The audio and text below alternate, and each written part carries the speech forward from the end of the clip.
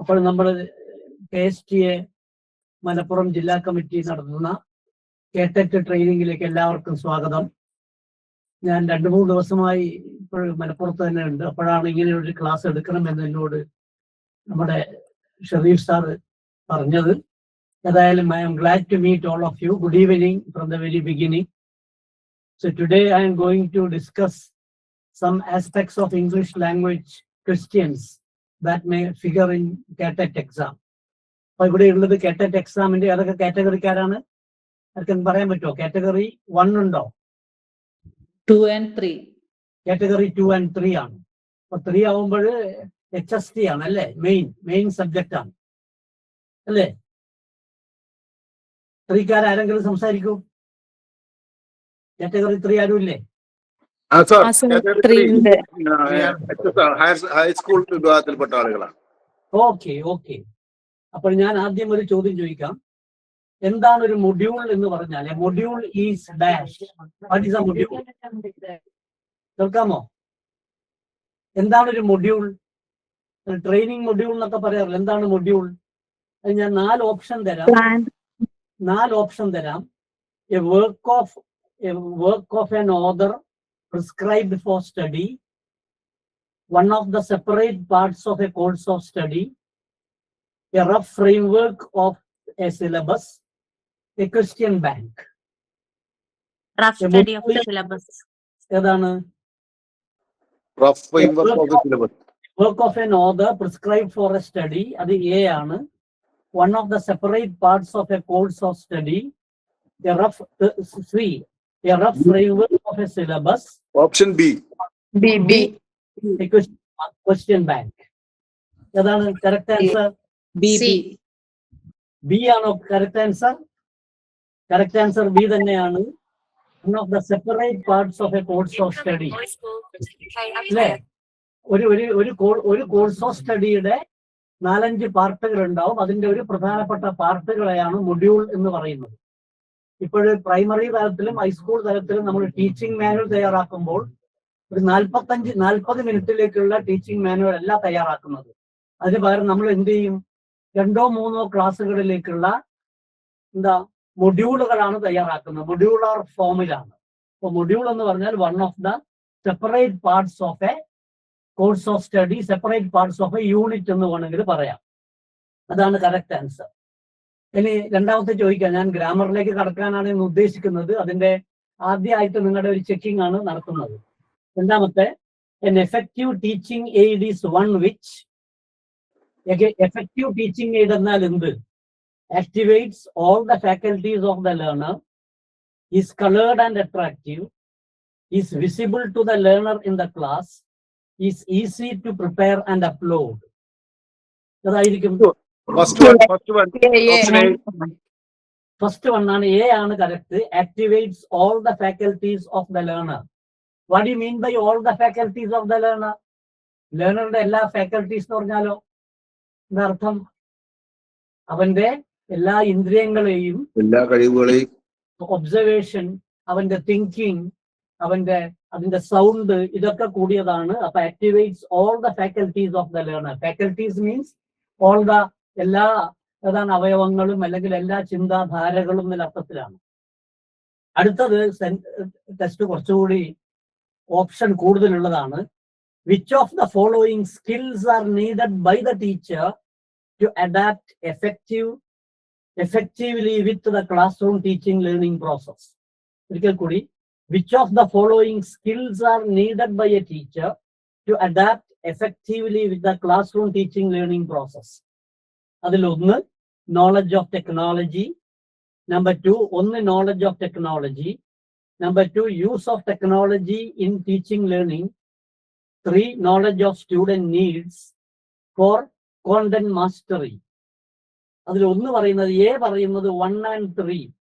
1 and 3 എന്ന് പറഞ്ഞാൽ 1 knowledge of technology, 3 knowledge of student needs ആണ്. B പറയുന്നത് 2 and 3, use of technology in teaching learning process and knowledge of students needs. C പറയുന്നത് 1, 3 and 4. 1 എന്താണ്? knowledge of technology. 3 knowledge of student needs. 4 content mastery. D പറയുന്നത് 2, 3 and 4. 2, 3 and 4 എന്താ? Use of technology in teaching learning process, knowledge of student needs, content. Fourth one content mastery. അതാണ് 2, 3 and 4. ഏതാണ് correct? A 1 and 3, B 2 and 3, C 1, 3 and 4, D 2, 3 and 4. Which is the correct answer?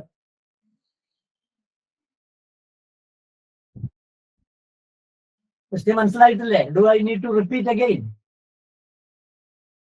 ആരും ഒന്നും സംസാരിക്കുന്നില്ല. Is it D? D ആണ് 2 and 3. Correct answer. D ആണ്. കാരണം knowledge of technology വേണമെന്നില്ല. Knowledge of technology വേണമെന്നില്ല. പക്ഷെ use of technology in the teaching learning process. Knowledge of technology ചിലപ്പോൾ നമ്മുടെ മാസ്റ്റർ ട്രെയിനേഴ്സ് ഒക്കെ അറിയും. നമുക്കത് അറിയാമെന്നില്ല. നമുക്ക് എന്താണ് ഈ ടെക്നോളജി ക്ലാസ് റൂമിൽ ഉപയോഗിക്കാനുള്ള അറിവ്. പിന്നെ നോളജ് ഓഫ് സ്റ്റുഡന്റ് നീഡ്സ്, കുട്ടികളുടെ നീഡ്സ് എന്താണ് എന്നാൽ ലേണിംഗ് ഒബ്ജക്റ്റീവ്സ് എന്താണ്. പിന്നെന്ത് വേണം? കോണ്ടന്റ് മാസ്റ്ററി, വിഷയത്തിലുള്ള പ്രാവീണ്യം, കോണ്ടന്റ് ഉള്ളടക്കത്തിലുള്ള പ്രാവീണ്യം. 2, 3, 4 ആണ്. അപ്പൊ ഇങ്ങനെയുള്ള ചോദ്യങ്ങൾ നിങ്ങളെ കുഴക്കുന്ന ചോദ്യങ്ങളാണ്. കാരണം ആദ്യം 4 ഐറ്റംസ് തരും. ഇതിൽ 4 ഐറ്റംസിന് ABCD എന്ന് പറഞ്ഞിട്ട് 1 and 2, 2 and 3 എന്നൊക്കെ തരും. അടുത്തത്, the primary characteristic of A children with dyslexia includes. അതിന് മുമ്പ് എന്താണ് dyslexia? What is dyslexia? Can anybody tell me what is dyslexia? Dyslexia. Actually, it is a learning disorder. What kind of learning disorder? Reading disability. Reading and language processing. So dyslexia is a problem where students is not able to read properly. അത് B ആയിട്ട് കണക്കാക്കും. അങ്ങനെയുള്ളതാണ്. The primary characteristics of children with dyslexia includes A, poor social interactions, B, fluency in reading and writing, C, encouraging and repetitive locomotor actions, D, inability to read fluently. Option D. Option D ആണ് correct answer. Okay, ഞാൻ ഗ്രാമറിലേക്ക് കടക്കാൻ കുറച്ച് ഈ pedagogy പറഞ്ഞതിന് ശേഷം, കാരണം category 3 ആയതുകൊണ്ടാണ് ഞാൻ ഇതിലേക്ക് കാറ്റഗറി. അപ്പൊ മിക്കവാറും നിങ്ങളുടെ എക്സാമിൽ കാറ്റഗറി 2 വരുന്ന പ്രധാനപ്പെട്ട ക്വസ്റ്റ്യൻസ് ഒന്ന് ഗ്രാമർ ആണ്, വൊക്കാബുലറി ആണ്, റീഡിംഗ് കോംപ്രിഹെൻഷൻ ആണ്, അല്പം പെഡഗോജിയും ആണ്. കാറ്റഗറി 3 വരുന്ന എന്തൊക്കെയാ? കാറ്റഗറിയിൽ 3 വരുന്നത് ഒന്ന് ഇംഗ്ലീഷ് ലിറ്ററേച്ചർ നന്നായി അറിഞ്ഞിരിക്കണം, ഇംഗ്ലീഷ് ഫോണറ്റിക്സ് ആൻഡ് ഫോണോളജി അറിഞ്ഞിരിക്കണം, അതോടൊപ്പം തന്നെ പെഡഗോജി അറിഞ്ഞിരിക്കണം. അല്ലെ, പെഡഗോജി ക്വസ്റ്റ്യൻസ് ഉണ്ട്. ഞാൻ പെഡഗോജി ക്വസ്റ്റ്യൻസിന്റെ കുറെ ക്ലാസ് എടുത്തിരുന്നു, അതുകൊണ്ടാണ് പറയുന്നത്. ഇനി അടുത്ത ചോദ്യത്തിലേക്ക് കടക്കാം. ചോദ്യം number 5. A good evaluation of written material should not be based on a good evaluation of a written material should not be based on negative one should not be based on A, linguistic expression of the learner, B, logical presentation of facts and concepts, C, the ability to reproduce what is learned from the textbook, D, comprehension of the subject. അതാണ് reading ഇവാലുവേഷനിലെ good evaluation of written material should not be based on ഏതാ? A ആണോ? ഒന്നുകൂടി പറയണോ? A, linguistic expression of the learner. അത് അത്യാവശ്യമാണ് അല്ലേ? Linguistic expression വേണം, ഭാഷാപരമായ എക്സ്പ്രഷൻ ഉപയോഗിക്കൽ. B, logical presentation of the concepts. ആശയങ്ങൾ ലോജിക്കലായിട്ട് പ്രസന്റ് ചെയ്യണം, അതാണ് കോണ്ടന്റ്, അത് വേണം. C, ability to reproduce whatever is learned from the text. എന്താണോ ടെക്സ്റ്റ് ബുക്കിൽ നിന്ന് പഠിച്ചത് അത് മുഴുവനും അതേപോലെ റീപ്രൊഡ്യൂസ് ചെയ്യാനുള്ള കഴിവ്. D, comprehension of the subject. Third one വേണ്ട, വേണ്ട. ആണ് കറക്റ്റ് ആൻസർ.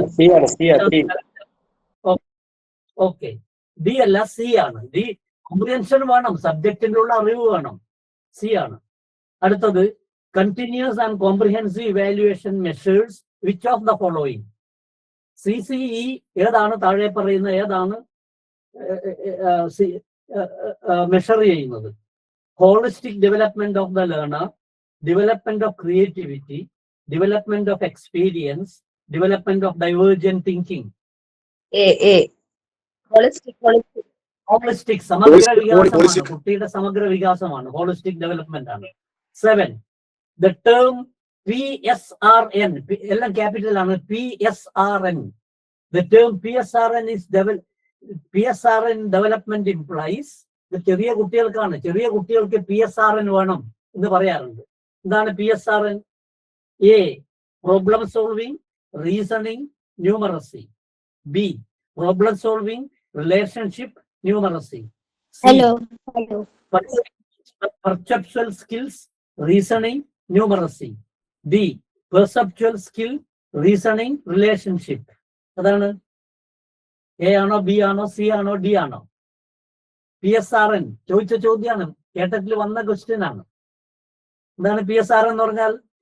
പ്രോബ്ലം സോൾവിങ്, അതാണ് PS. R, reasoning. N, numeracy. ചെറിയ ക്ലാസ്സിലെ കുട്ടികൾക്ക് വേണ്ട കഴിവുകളൊന്നാണ് ഏബിൾ ടു സോൾവ് പ്രോബ്ലംസ്, അത് മാത്തമാറ്റിക്സിലാണ്. റീസണിങ് എല്ലാ സബ്ജക്റ്റിലും വേണം, മാത്തമാറ്റിക്സിൽ വേണം, സയൻസിൽ വേണം, അതേപോലെ ലാംഗ്വേജസിലും വേണം. ന്യൂമറസി, സംഖ്യാബോധം, അതാണ് പറയുന്നത്. അപ്പോൾ PSRN means problem solving, reasoning and numeracy. അടുത്തത് സിമ്പിൾ ആണ്. Next question is very very simple. Dash evaluation identifies learning deficiencies and difficulties of A learner. ഒരു ലേണറുടെ ലേണിംഗ് ഡിഫിക്കൽട്ടീസും ഡെഫിഷ്യൻസീസും കണ്ടെത്താൻ നൽകുന്ന ഇവാലുവേഷൻ എന്താ? ഡയഗ്നോസ്റ്റിക് ആണ്. 4 ചോയ്സ് ആണ് കൊടുത്തിരിക്കുന്നത്. Diagnostic evaluation, summative evaluation, process evaluation, continuous evaluation. അതിൽ എ, ഡയഗ്നോസ്റ്റിക് ഇവാലുവേഷൻ ആണ് correct. അടുത്ത സിമ്പിൾ ആണ്. Participation in play or sports enhances that skills. പ്ലേയിൽ പങ്കെടുക്കുന്നതിന്, പ്ലേ ഏതാവാം, ക്ലാസ് റൂമിലെ പ്ലേ ആവാം, പുറത്തുനിന്നുള്ള പ്ലേ ആവാം. അത് ഏത് സ്കിൽസ് ആണ്? Mental skills, physical, A mental, B physical, 3 C social, D all the above. D ആണ്. അടുത്തത് LAD or language acquisition device. അതിൽ കൊടുത്തിട്ടുണ്ട്. What is LAD? ആദ്യം തന്നെ LAD എന്താണ്? Language acquisition device. മറ്റൊരു പേരുണ്ട്. LAD ആരാണ് മുമ്പോട്ട് വെച്ചത്?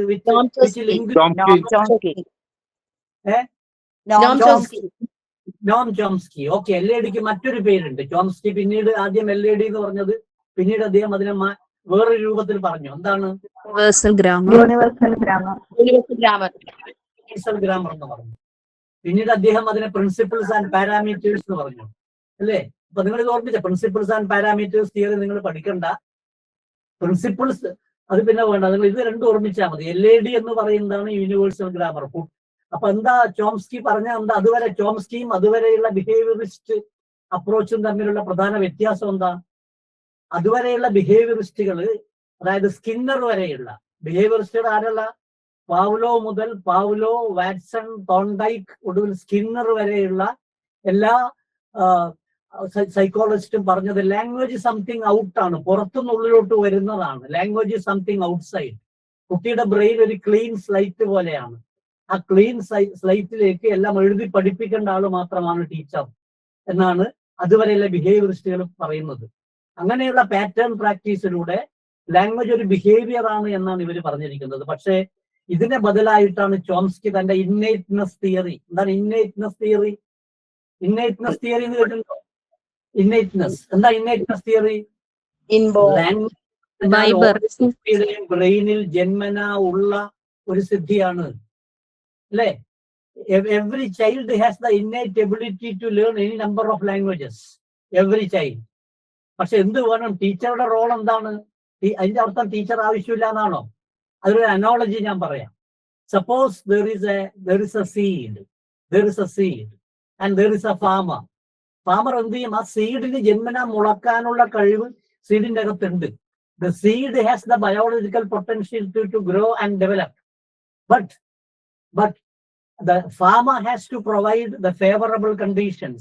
What are the favorable conditions? The favorable condition can be shade. The favorable condition can be manure and so on. So just like a farmer who provides the learning atmosphere, the innateness of the seed will develop, but it cannot develop unless and until it gets all the favorable conditions.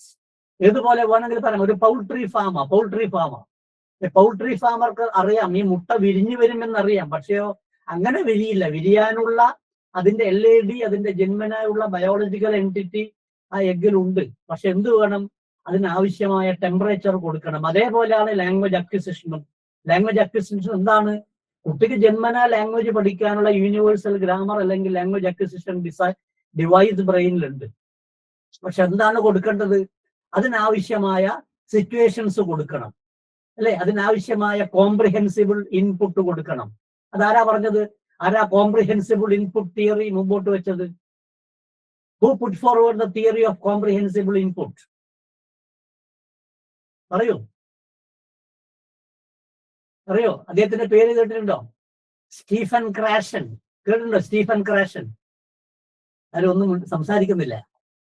ഇത് നമ്മുടെ online class ആയതുകൊണ്ടുള്ള ഒരു കുഴപ്പം ഇതാണ്.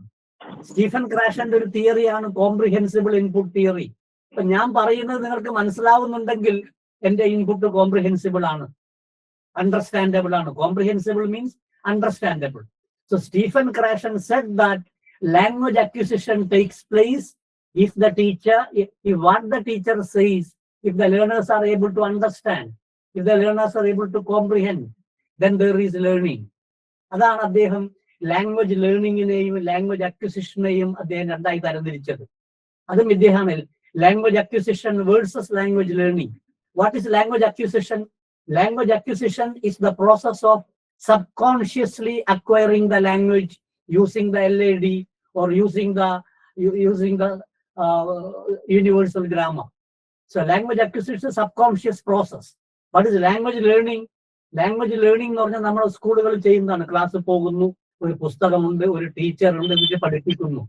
Language learning is a conscious process, whereas language acquisition is a subconscious process. ഈ തിയറിയൊക്കെ കൊണ്ടുവന്നത് Chomsky എന്ന് പിന്നീട് എടുത്തിട്ട് സ്റ്റീഫൻ ക്രാഷൻ ആണ്. സ്റ്റീഫൻ ക്രാഷിന്റെ ഏറ്റവും പ്രധാനപ്പെട്ട തിയറിയാണ് കോംപ്രിഹെൻസിബിൾ ഇൻപുട്ട് തിയറി. പിന്നെയുള്ളതോ രണ്ടാമത്തെ പ്രധാനപ്പെട്ട തിയറിയുടെ പേരാണ് എഫക്റ്റീവ് ഫിൽട്ടർ തിയറി. കുട്ടിക്ക് ലാംഗ്വേജ് അക്വയർ ചെയ്യണമെങ്കിൽ എന്ത് വേണം? ചോംസ്കി പറഞ്ഞതുപോലെ ഉള്ളിൽ ഇന്നേറ്റ്നെസ് കഴിവുണ്ട്, പക്ഷെ ആ കഴിവ് നേരത്തെ ഫാമറിന്റെ എക്സാമ്പിൾ പറഞ്ഞതുപോലെ അതിനനുകൂലമായ സാഹചര്യങ്ങൾ വേണം. കുട്ടിയെ സംബന്ധിച്ചിടത്തോളം ലാംഗ്വേജ് അക്വിസിഷൻ അനുകൂലമായ സാഹചര്യം എന്താ?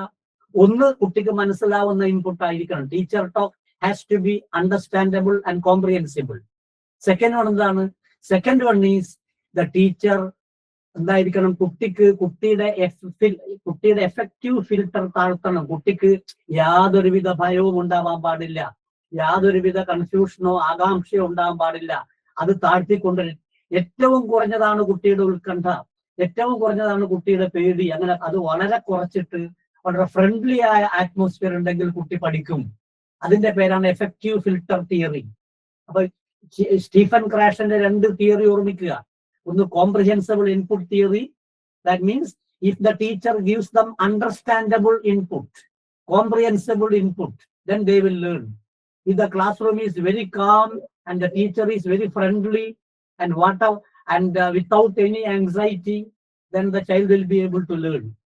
ഇതാണ് കോംപ്രിഹെൻഡ്. അപ്പൊ ഇത് ഞാനിപ്പോ പറഞ്ഞിരിക്കുന്ന LAD പറയുമ്പോഴാണ് ഞാൻ ഡീവിയേറ്റ് ചെയ്തത്. ഓർമ്മിക്കുക. അപ്പൊ ഇതൊക്കെ ചിലപ്പോൾ എക്സാമിന് വരും. Who put forward the theory of comprehensible input? Who put forward the theory of effective filter? രണ്ടും ആൻസർ എന്താണ്? Are you able to? Stephen Krashen. Yeah, Stephen Krashen. ഇനി LED ചോദ്യത്തിലേക്ക് വരാം.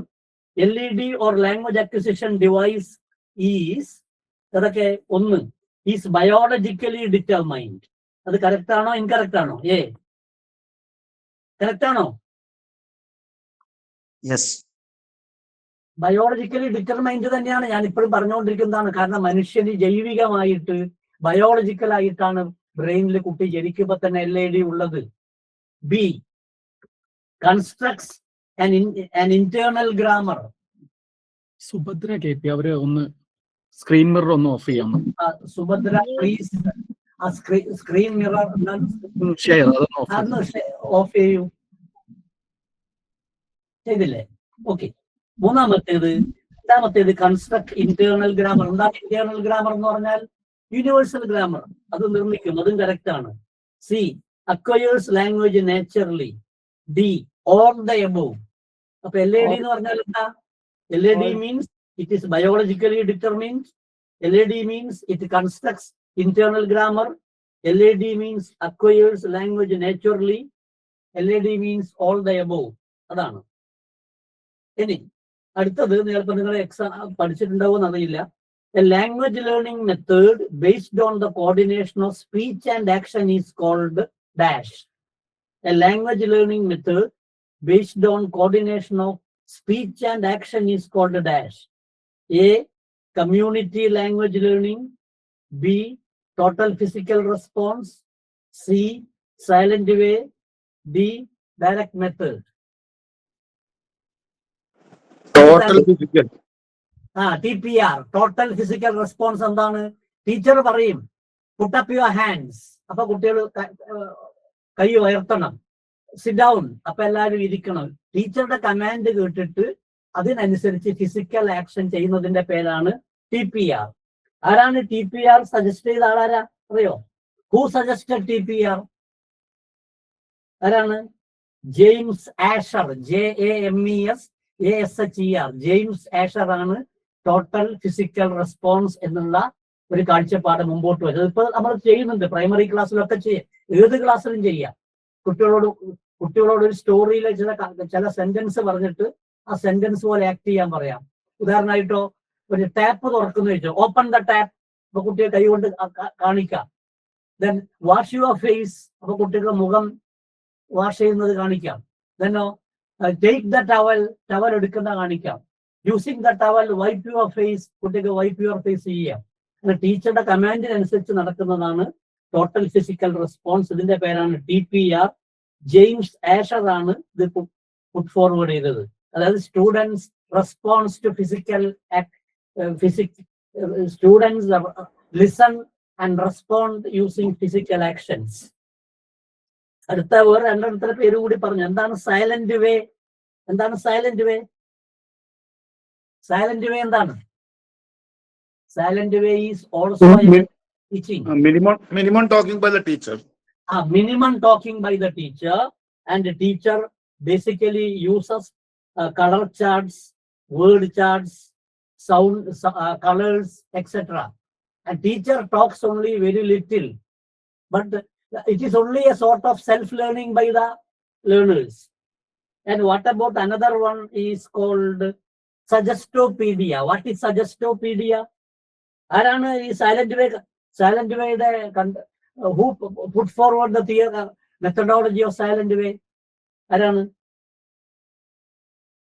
കാലബ്. CALEB. കാലബ്. നിങ്ങൾ എഴുതുന്നുണ്ടോ എന്നറിയില്ല. ഞാൻ ആവശ്യമുണ്ടെങ്കിൽ ഈ നോട്ട് ഷെയർ ചെയ്യാം കേട്ടോ. ഈ നോട്ട് നിങ്ങൾക്ക് ഞാൻ ഷെറീഷ് സാറിനെ കൊടുത്തിട്ട് നോട്ട് ഷെയർ ചെയ്യാം. ഇപ്പോൾ നിങ്ങൾ എഴുതുന്നതാണ് ഏറ്റവും നല്ലത്. സൈലന്റ് വേയുടെ ഒരു Caleb, CALEB, Caleb Gattegno, GATTENGO, Caleb Gattegno. അദ്ദേഹം പറഞ്ഞത് teacher speaks only a little and students work with colour charts, students work with sound, they listen to sound, for example they listen to a poem, they work with word charts. ഇത് അധികവും primary ക്ലാസ്സിലാണ് ഏറ്റവും അധികം നടക്കുന്നത്, ചെറിയ ക്ലാസ്സുകളിൽ. Teacher role is silent. അടുത്ത ഒന്നാണ് സജസ്റ്റോപീഡിയ. സജസ്റ്റോപീഡിയയിൽ അത് ജോർജി ലോസാനോ. സ്പെല്ലിംഗ് ഞാൻ പറയാം. ആദ്യം silent word Caleb Gattegno, CALEB GATTENGO, Caleb Gattegno. ഈ സജസ്റ്റോപീഡിയ എന്ന് പറഞ്ഞാൽ അതിലധികം ഉപയോഗിക്കുക. Learners are free from fear. ക്ലാസ്സിൽ മ്യൂസിക് ഒക്കെ ഉണ്ടാവും. ലേണേഴ്സ് വളരെ ഫ്രീ ആണ്. മ്യൂസിക് കേൾക്കാൻ കഴിയും, പാട്ട് കേൾക്കാൻ കഴിയും. മ്യൂസിക് തെറാപ്പി പോലെ വേണമെങ്കിൽ പറയാം സജസ്റ്റോപീഡിയ. ജോർജി അത് മുമ്പോട്ട് വെച്ച ആളെ പേരാണ് GEORGI, ജോർജി ലോസനോ, LOZNOV. ഓക്കെ. അടുത്ത ചോദ്യം വളരെ വളരെ സിമ്പിൾ ആണ്. In dash reading different types of reading ഉണ്ട്. അതൊക്കെയാണ് ഡിഫറെന്റ് ടൈപ്സ് ഓഫ് റീഡിംഗ്. എന്ന് പറഞ്ഞാട്ടെ എല്ലാവരും. വായനക്ക് വിവിധതരം വായനകളുണ്ട്. ഒന്ന് skimming. Can, intensive, extensive.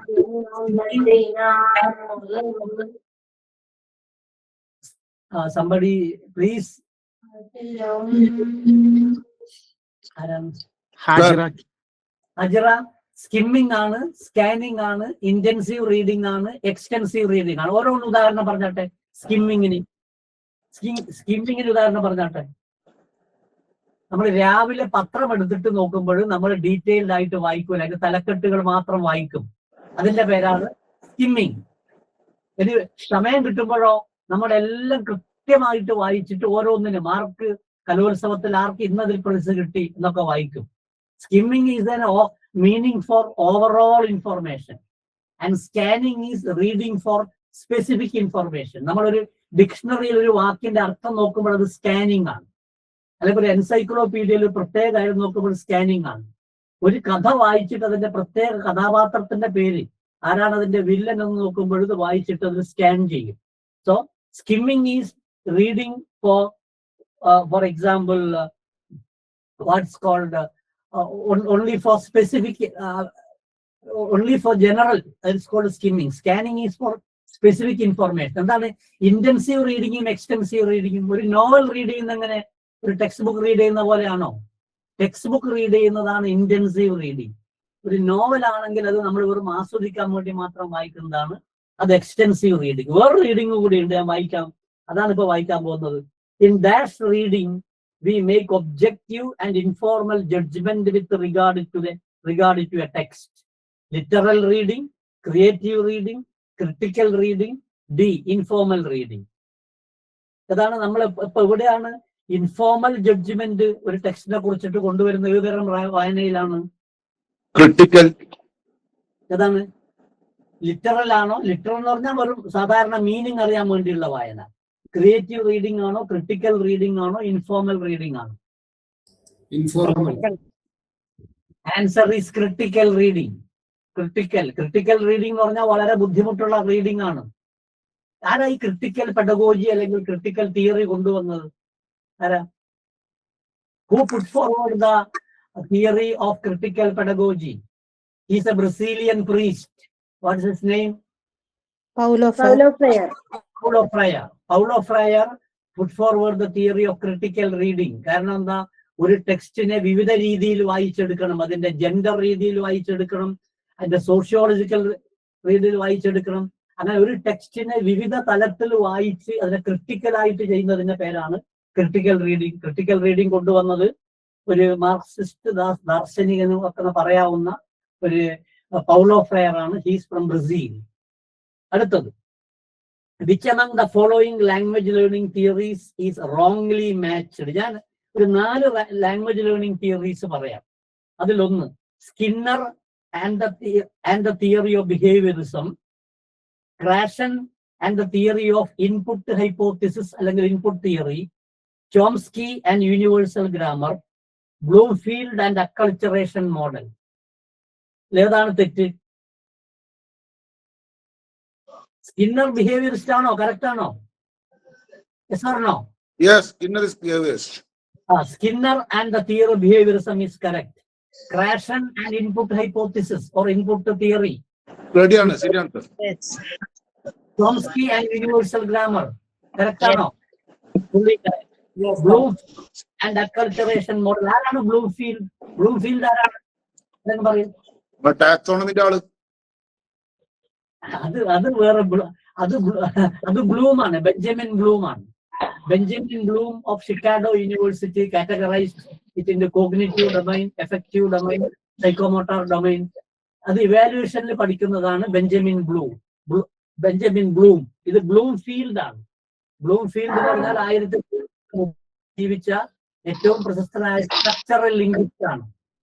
The language എന്ന Bloomfield is a structural linguist and behaviourist. Acculturation model അദ്ദേഹത്തിൻ്റെതല്ല. അക്കൾച്ചറേഷൻ മോഡൽ ഉണ്ടാക്കിയത് ജോൺ ഷൂമാൻ ആണ് അക്കൾച്ചറേഷൻ മോഡലിന്റെ ആള്.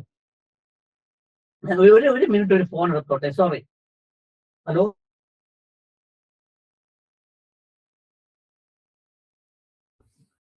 The next one is which among the following is not an interactive teaching strategy? താഴെ പറയുന്നവയിൽ interactive teaching strategy അല്ലാത്തത്. A lecturing, B role play, C choreography, D discussion. ഏതാ? Lecturing. Lecturing വളരെ simple ആണ്. അടുത്തത് the method that assumes human beings can be trained using a system of reinforcement is dash.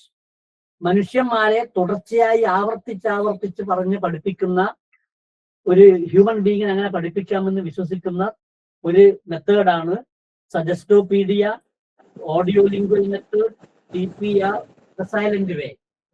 A Suggestopedia, B audio lingual method, C TPR, D silent way. What is the correct answer? Correct answer എന്താണ്?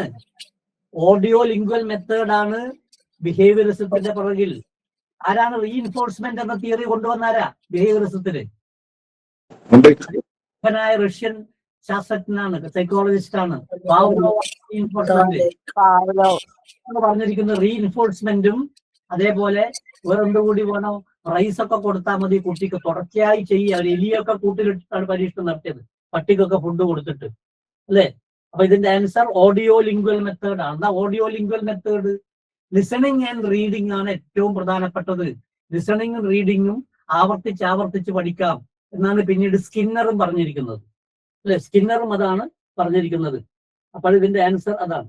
ഇനി audio lingual method. അടുത്ത ഒന്നുകൂടി രണ്ടെണ്ണം കൂടി വായിച്ചിട്ട് നിർത്താം, പിന്നീട് ഞാൻ ഗ്രാമറിലേക്ക് കടക്കാം. കുറച്ചുകൂടി ഉണ്ട്. ഇത് ഞാൻ കണ്ടിന്യൂ ചെയ്തിട്ട് ഗ്രാമറിലേക്ക് പോയാൽ മതിയോ? Full questions. സാർ റീഇൻഫോഴ്സ്മെന്റിന്റെ ആരാണ് ആള്? റീഇൻഫോഴ്സ്മെന്റിന്റെ ആള് പാവ്ലോവ് ആണ്. പിന്നീട് അതിന് ശേഷം സ്കിന്നറും കൂടി പറഞ്ഞിട്ടുണ്ട്, റീഇൻഫോഴ്സ്മെന്റ് വേണമെന്നുള്ള കാര്യം കൂടി പറഞ്ഞിട്ടുണ്ട്. പക്ഷെ അത് ഇദ്ദേഹമാണ് കുട്ടിക്ക് റിവാർഡ് കൊടുക്കണം, കുട്ടികൾക്ക് റിവാർഡ് കൊടുക്കണം ഒക്കെ ഉള്ളത്. അത് നിങ്ങൾ സൈക്കോളജി കൃത്യമായിട്ട് പഠിക്കുക. സൈക്കോളജിസ്റ്റുകളൊക്കെ ഏറ്റവും പ്രധാനപ്പെട്ടത് ആദ്യം പാവ്ലോവും വാറ്റ്സണുമാണ്. പാവ്ലോവും വാറ്റ്സന് ശേഷം പിന്നീട് വന്നതാണ് മറ്റുള്ള ബിഹേവിയറിസ്റ്റുകളൊക്കെ. തോൺഡൈക്കൊക്കെ അതേ കാലത്ത് വന്നതാണ്. Okay. Which of the following is an example of formative evaluation? താഴെ പറയുന്നതിൽ ഏതാണ് formative evaluation? A scholarship exam, B public exam, C asking children to prepare a concept map, D asking children to participate in co-curricular activities, C asking children to prepare a concept map or a mind map. ഇനി അടുത്ത ചോദ്യം, if you want to edit a video, അതുകൂടി ഉള്ളവരിപ്പം ഇത് കേട്ടാൽ ശരിക്കും video എഡിറ്റിങ്ങിന് ഉപയോഗിക്കുന്ന software. if you want to edit a video by adding subtitles, background and music and narration, which of the following software will you use for it? അതാ ഉപയോഗിക്കുന്നത് Audacity ആണോ, GIMP ആണോ, കേഡൻ live ആണോ? ഏതാ? കേഡൻ ലൈവ്. ആൻസർ. സൗണ്ട് എഡിറ്റിംഗ് മാത്രം ഉണ്ടെങ്കിലോ?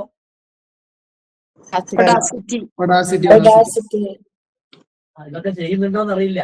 ഞാൻ കൈറ്റിന്റെ senior കൺസൾട്ടന്റാ. ഞങ്ങളൊക്കെ കൂടിയിട്ടാണ് ഇതൊക്കെ ഉണ്ടാക്കുന്നത്. അതായത് ടീച്ചിങ് എയ്ഡിനെ കുറിച്ചിട്ട് ചോദ്യം വരും. ഞാൻ പിന്നീട് ടീച്ചിങ് എയ്ഡ് പറയാം, ഇപ്പോഴും സമയമില്ല. Which of the following is not an example of language discourse? താഴെ പറയുന്നവയിൽ ലാംഗ്വേജ് ഡിസ്കോഴ്സ് അല്ല. എന്താണ് ഡിസ്കോഴ്സ്? ആരെന്ന് പറഞ്ഞാട്ടെ. What is a discourse? Hello, what is a discourse? Language used for a specific purpose. Learning, listening, speaking, reading, writing. അത് skills ആണ്. Listening, speaking, reading, writing ശേഷികളാണ്.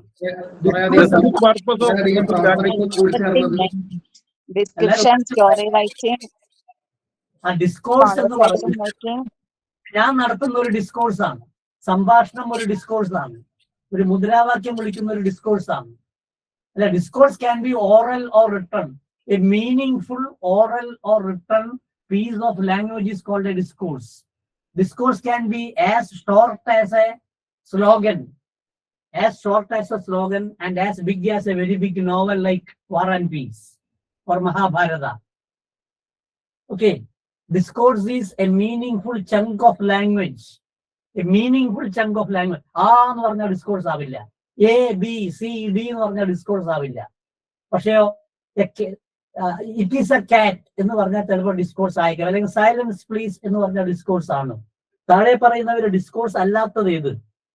A letter, B short story, C profile, D relative clause. Relative clause. അതൊരു grammatical item മാത്രമാണ്, discourse അല്ല, അർത്ഥപൂർണമായതല്ല.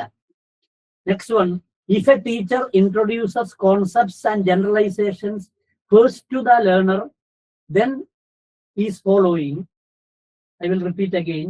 If a teacher introduces concepts and generalizations first to the learner, she is following inductive method of teaching, deductive method of teaching, situational method of teaching, discourse method of teaching. Deductive method. Deductive ആണ്. Deductive എന്താണ് പറയുന്നത്? Deductive ആദ്യം തന്നെ ആശയങ്ങൾ പറഞ്ഞു കൊടുക്കും, generalisation പറഞ്ഞു കൊടുക്കും. ഇൻഡക്റ്റീവോ കുറെ ഉദാഹരണങ്ങൾ പറഞ്ഞിട്ട് ഒടുവിൽ കുട്ടി അതിലേക്ക് ജനറലൈസേഷൻ ചെയ്യുന്നതാണ്, കോൺസെപ്റ്റ് പഠിക്കുന്നതാണ്. സിറ്റുവേഷണൽ മെത്തേഡ് ഓഫ് ടീച്ചിങ് എന്താണ് സിറ്റുവേഷണൽ മെത്തേഡ്? ഒരു കാര്യം ചെയ്ത് കാണിച്ചിട്ട് പഠിപ്പിക്കുന്നത്, ഒരു സിറ്റുവേഷൻ. ഉദാഹരണമായിട്ട് എനിക്ക് പ്രസന്റ് കണ്ടിന്യൂസ് ടെൻസ് പഠിപ്പിക്കണം.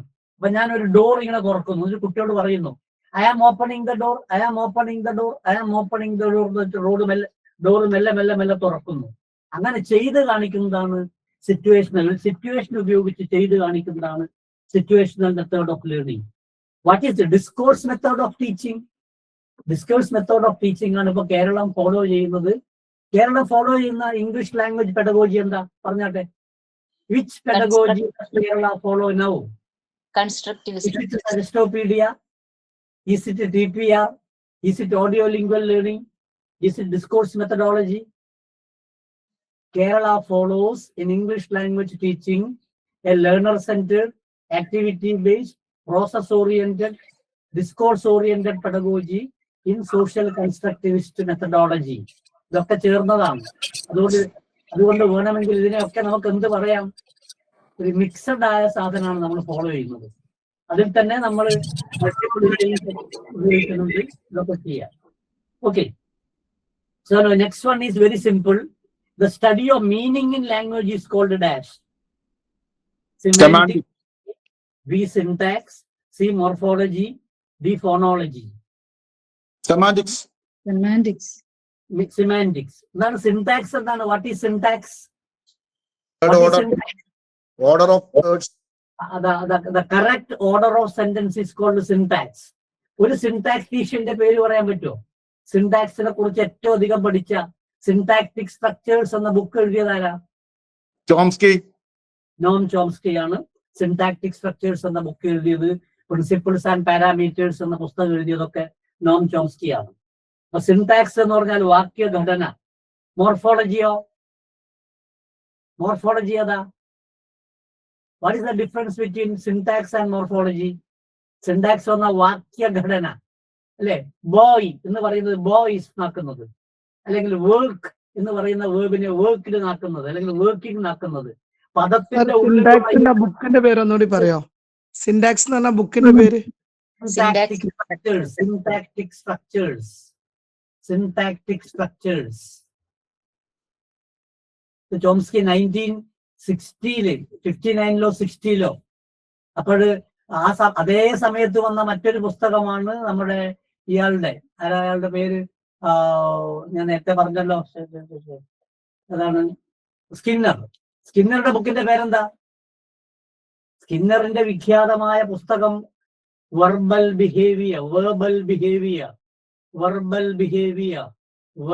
Behaviour by mister Skinner. Almost in the same year, Chomsky published Syntactical Structures. Chomsky എന്താ പറഞ്ഞത്?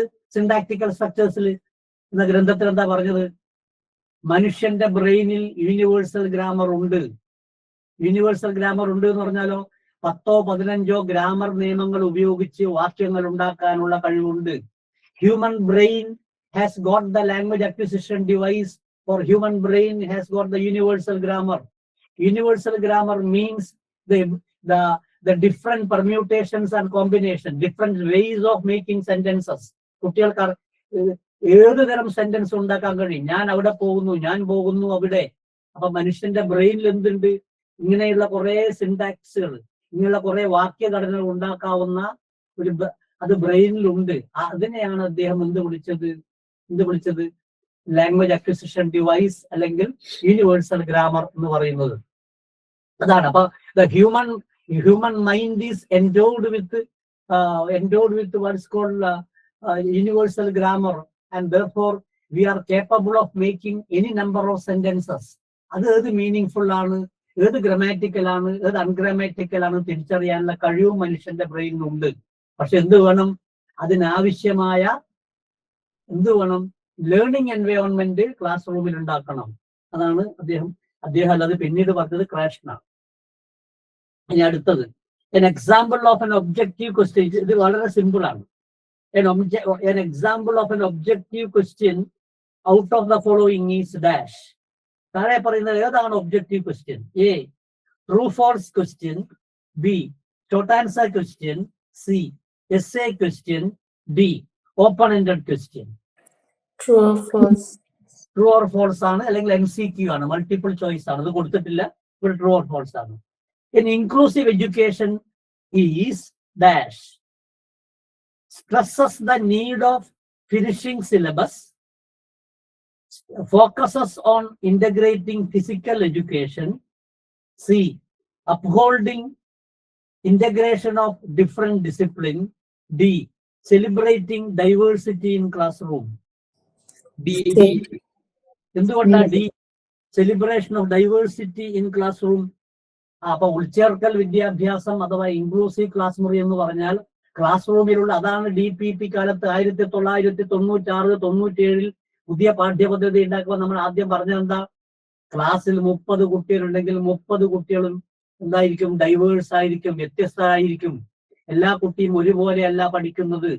എല്ലാ കുട്ടികൾക്കും ഒരു ക്ലാസ്സിൽ A+ കിട്ടാനുള്ള സാധ്യതയില്ല. അപ്പോഴോ ഓരോ കുട്ടിയെയും പരമാവധി അവന്റെ കഴിവിനനുസരിച്ച് ഉയർത്തുന്ന, എല്ലാവരെയും ഉൾച്ചേർക്കുന്ന ക്ലാസ് മുറി റെസ്പെക്ട് ചെയ്യുന്ന എന്താ? ക്ലാസ് റൂമിലെ ഡൈവേഴ്സിറ്റിയാണ്. ക്ലാസ് റൂമിലെ എന്താണ് ഡൈവേഴ്സിറ്റിന്റെ മലയാളം എന്താണ്?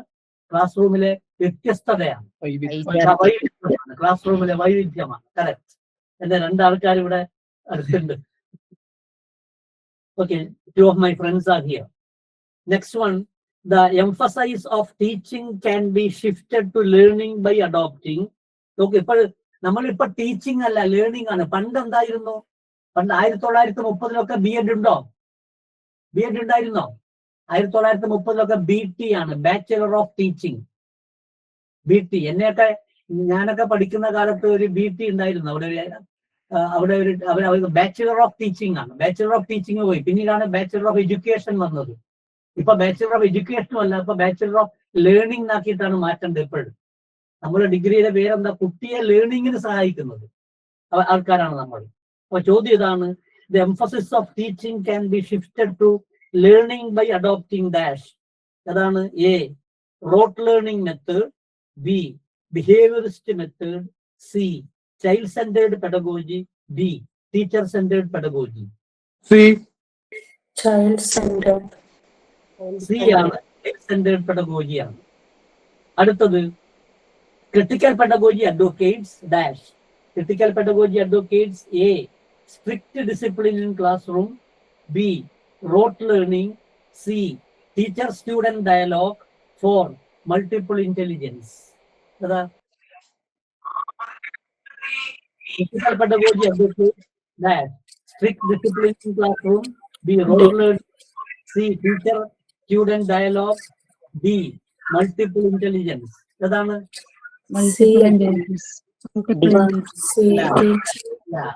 Teacher student dialogue. Critical pedagogy ഉണ്ടാകണമെങ്കിൽ എന്ത് വേണം?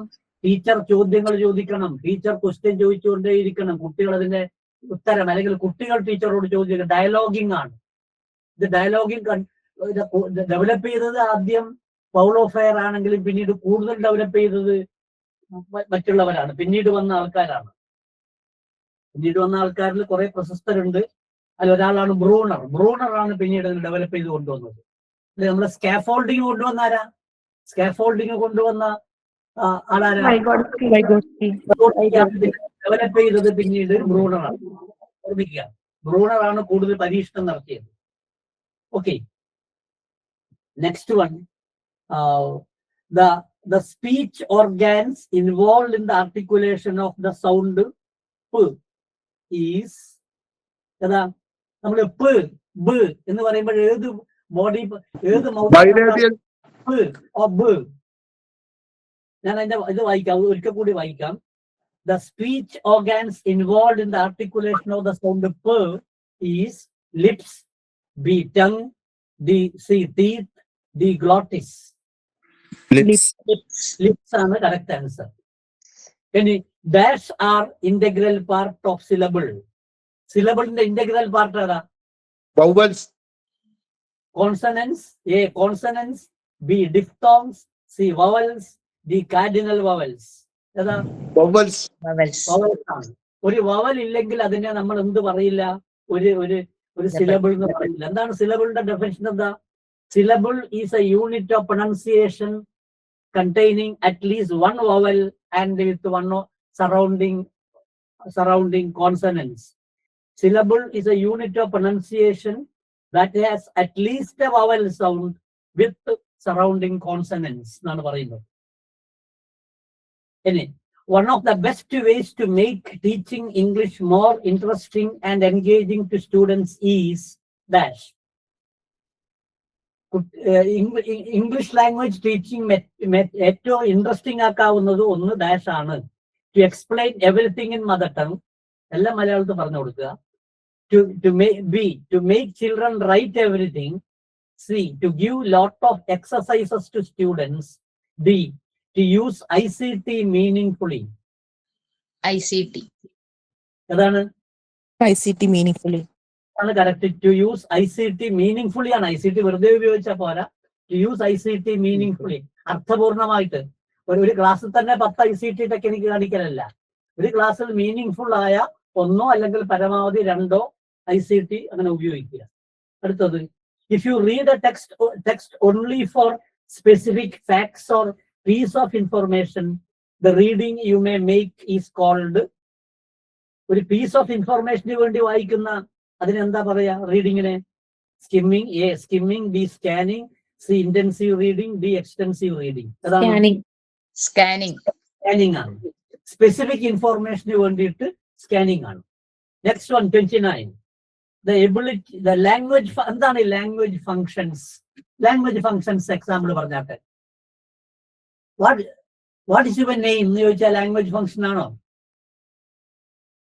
Where is the post office എന്ന് ചോദിക്കുന്ന ലാംഗ്വേജ് ഫങ്ഷൻ ആണോ? അല്ല. അല്ലയോ? Hi, please respond. എന്താണ് language function? What is language function? We use language for different purposes. One purpose is seeking information. Communication. Where is your administration? We are seeking information. It is a language function. Language function means seeking information or greeting. Hello, how are you? Greeting is a language function. The next language function is agreeing. Oh, I agree with you. Oh, I don't agree with you. Agreeing or disagreeing. Then, for example, requesting. So, would you please give me your pen? അപ്പൊ ഇങ്ങനെയുള്ളതിനെയാണ് പറയുന്നത് നമ്മൾ language functions. എത്ര language functions ഉണ്ട്? Language functions എത്രയുണ്ടാവാം? Greeting ഒരു language function ആണ്. Requesting ഒരു ലാംഗ്വേജ് ഫങ്ഷൻ ആണ്. Agreeing, disagreeing, regretting. I am sorry എന്ന് പറയുന്നത് regretting. I am sorry, I don't know the answer. Regretting, ദുഃഖിക്കുക അല്ലെ? ഐ ആം സോറി എന്ന് പറഞ്ഞാൽ അപ്പോളജൈസിങ്. ഇതൊക്കെ ലാംഗ്വേജ് ഫങ്ഷൻസ് ആണ്. ഇത് നോക്കൂ, the language function used in the sentence Raju can lift the chair. Raju can lift the chair is ability, A ability, B assumption, C permission, D polite request. Sentence Raju lift the chair is ability. ഏതൊക്കെയാണ് ability കാണിക്കുന്ന modal auxiliaries ഏതൊക്കെയാ? Can. ആണ് ability can present ability ആണ്. Could ആണെങ്കിലോ past ability. അപ്പൊ ഞാൻ പറയുന്നു I can take class for gated students അല്ലേ? ഇനിയിപ്പോഴും നാളെ എന്ത് പറയും? എന്റെ അടുത്തിരിക്കുന്ന എന്റെ ഫ്രണ്ട് എന്ത് പറയും? I could watch the class of PK Jayaraj. അത് പാസ്റ്റ് എബിലിറ്റി ആണ്. നെക്സ്റ്റ് ഡേ പറയുന്നതാണ്. So can is the present ability and could is the past ability. The term and test are part of dash. Summative evaluation, formative evaluation, continuous evaluation, diagnostic evaluation. The term and summative. Okay. ഇനി ഞാൻ ചില words പറയാം. നേരത്തെ പറഞ്ഞ സിലബിളുമായിട്ട് ബന്ധപ്പെട്ട ഒന്ന്. Identify the word with 2 syllables from the options given below. Option A, ഇത് കേട്ടറ്റ് 2-ൽ വന്നതാണ് കേട്ടോ. Option A state, state, state, STATE. എത്ര സിലബിളുകൾ? 1. സ്റ്റേറ്റ്, സ്റ്റേറ്റ് എന്നല്ല, സ്റ്റേറ്റ് എന്ന് പറഞ്ഞാൽ 2 ആയി. സ്റ്റേറ്റ് എന്ന് പറഞ്ഞാൽ സിംഗിൾ 1 syllable. മലയാളികളെ തന്നെ 2 syllable ആക്കും. അത് ഇംഗ്ലീഷിൽ ഒറ്റ syllable ഉള്ളൂ. അല്ല, അത് കുഴപ്പമില്ല മലയാളം നമ്മൾ പറയുമ്പോൾ. രണ്ടാമത്തെ time, time, time. Single. Single. 1 syllable. 1 syllable. Beautiful, 3 syllable. അത് ട്രൈ സിലബിക് 3. മൂന്നാമത്തെ അഗൈൻ, അഗൈൻ, അഗൈൻ, അഗൈൻ. എത്ര സിലബിള്? 2 syllable ആണ്. അപ്പോൾ 2 syllable ഉള്ളത് അഗൈൻ ആണ്. അപ്പൊ നിങ്ങൾ ഇത് പറഞ്ഞു നോക്കുക, അപ്പൊ കിട്ടും. ഓക്കെ, അടുത്തത് the error a learner makes in writing a sentence like he is going to school. ഒരു കുട്ടി ഇങ്ങനെ എഴുതി he is going to school എന്നല്ല, he is going to school. ഇത് ഏത് എററാ? മോർഫോളജിക്കൽ എറർ ആണോ, തീമാറ്റിക് എറർ ആണോ, സിന്റാക്ടിക് എറർ ആണോ, അല്ല പങ്ക്ച്വേഷൻ എറർ ആണോ? Morphological. മോർഫോളജിക്കൽ ആണോ? ഒരു എക്സസ് വേർഡ് കടന്നുകൂടി. he is going to school എന്നുള്ളത്. എക്സസ് വേർഡോ മിസ്സിംഗ് വേർഡോ ഉണ്ടെങ്കിൽ സിന്റാക്റ്റിനാണ് കുഴപ്പം, പദഘടനക്കാണ് കുഴപ്പം. പദഘടന അപൂർവം, പദഘടന ഇതാണ് അപൂർണമാണ്. അവിടെ ഹീസ് എ എന്നുള്ളത് കയറി വന്നു. അപ്പൊ അതിന്റെ പേരാണ്, if there is an excess word or a missing word, we call it a syntactical error. Morphological error എന്താ?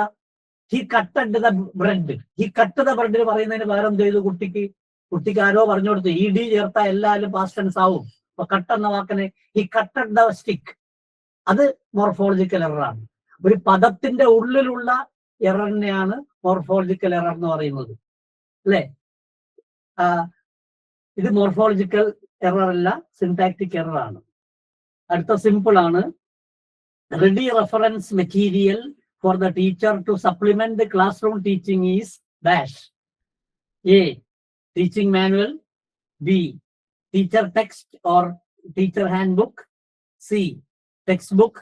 D, workbook. ടീച്ചർക്ക് റെഡി റെഫറൻസ് ഉള്ള ഒരു മെറ്റീരിയൽ ഏതാ? ഹാൻഡ്ബുക്ക് ആയിരുന്നു പണ്ട് ഉപയോഗിച്ചിരിക്കുന്ന വേർഡ്. ഇപ്പൊ ടീച്ചർ ടെക്സ്റ്റ് എന്ന് പറഞ്ഞിട്ട് മാറ്റി. ഇനി Diksha is an initiative of dash. ആരാ ദീക്ഷ ഉണ്ടാക്കുന്ന? ആരാ? DIET, SCERT, UGC, NCERT. ആരാ? പോർട്ടലിൽ NCERT ആണ്, കേന്ദ്ര ഗവൺമെന്റ് ആണ് ദീക്ഷ. സമഗ്ര പ്ലസ് ആരുടെയാ? SCR. Kerala department of general education ആണ് സമഗ്ര പ്ലസ് കൊണ്ടുവന്നത്. സമഗ്ര പ്ലസ് സ്ട്രക്ചർ എന്താ പറയൂ? സമഗ്ര പ്ലസിന്റെ അകത്ത് നോക്കി എന്തൊക്കെ കാണാം? ഹൈസ്കൂൾ ടീച്ചേഴ്സ് പറയും 8, 9, 10 ക്ലാസ്സിൽ. അത് നോക്കിയിട്ടേ ഉണ്ടാവില്ലെന്ന് തോന്നുന്നു. സമഗ്ര പ്ലസിന്റെ അകത്ത് എന്താ ഉള്ളത്? അധ്യാപകർക്കുള്ള ലേണിംഗ് റിസോഴ്സുകൾ ഉണ്ട്. ലേണിംഗ് റിസോഴ്സ് പലതരം.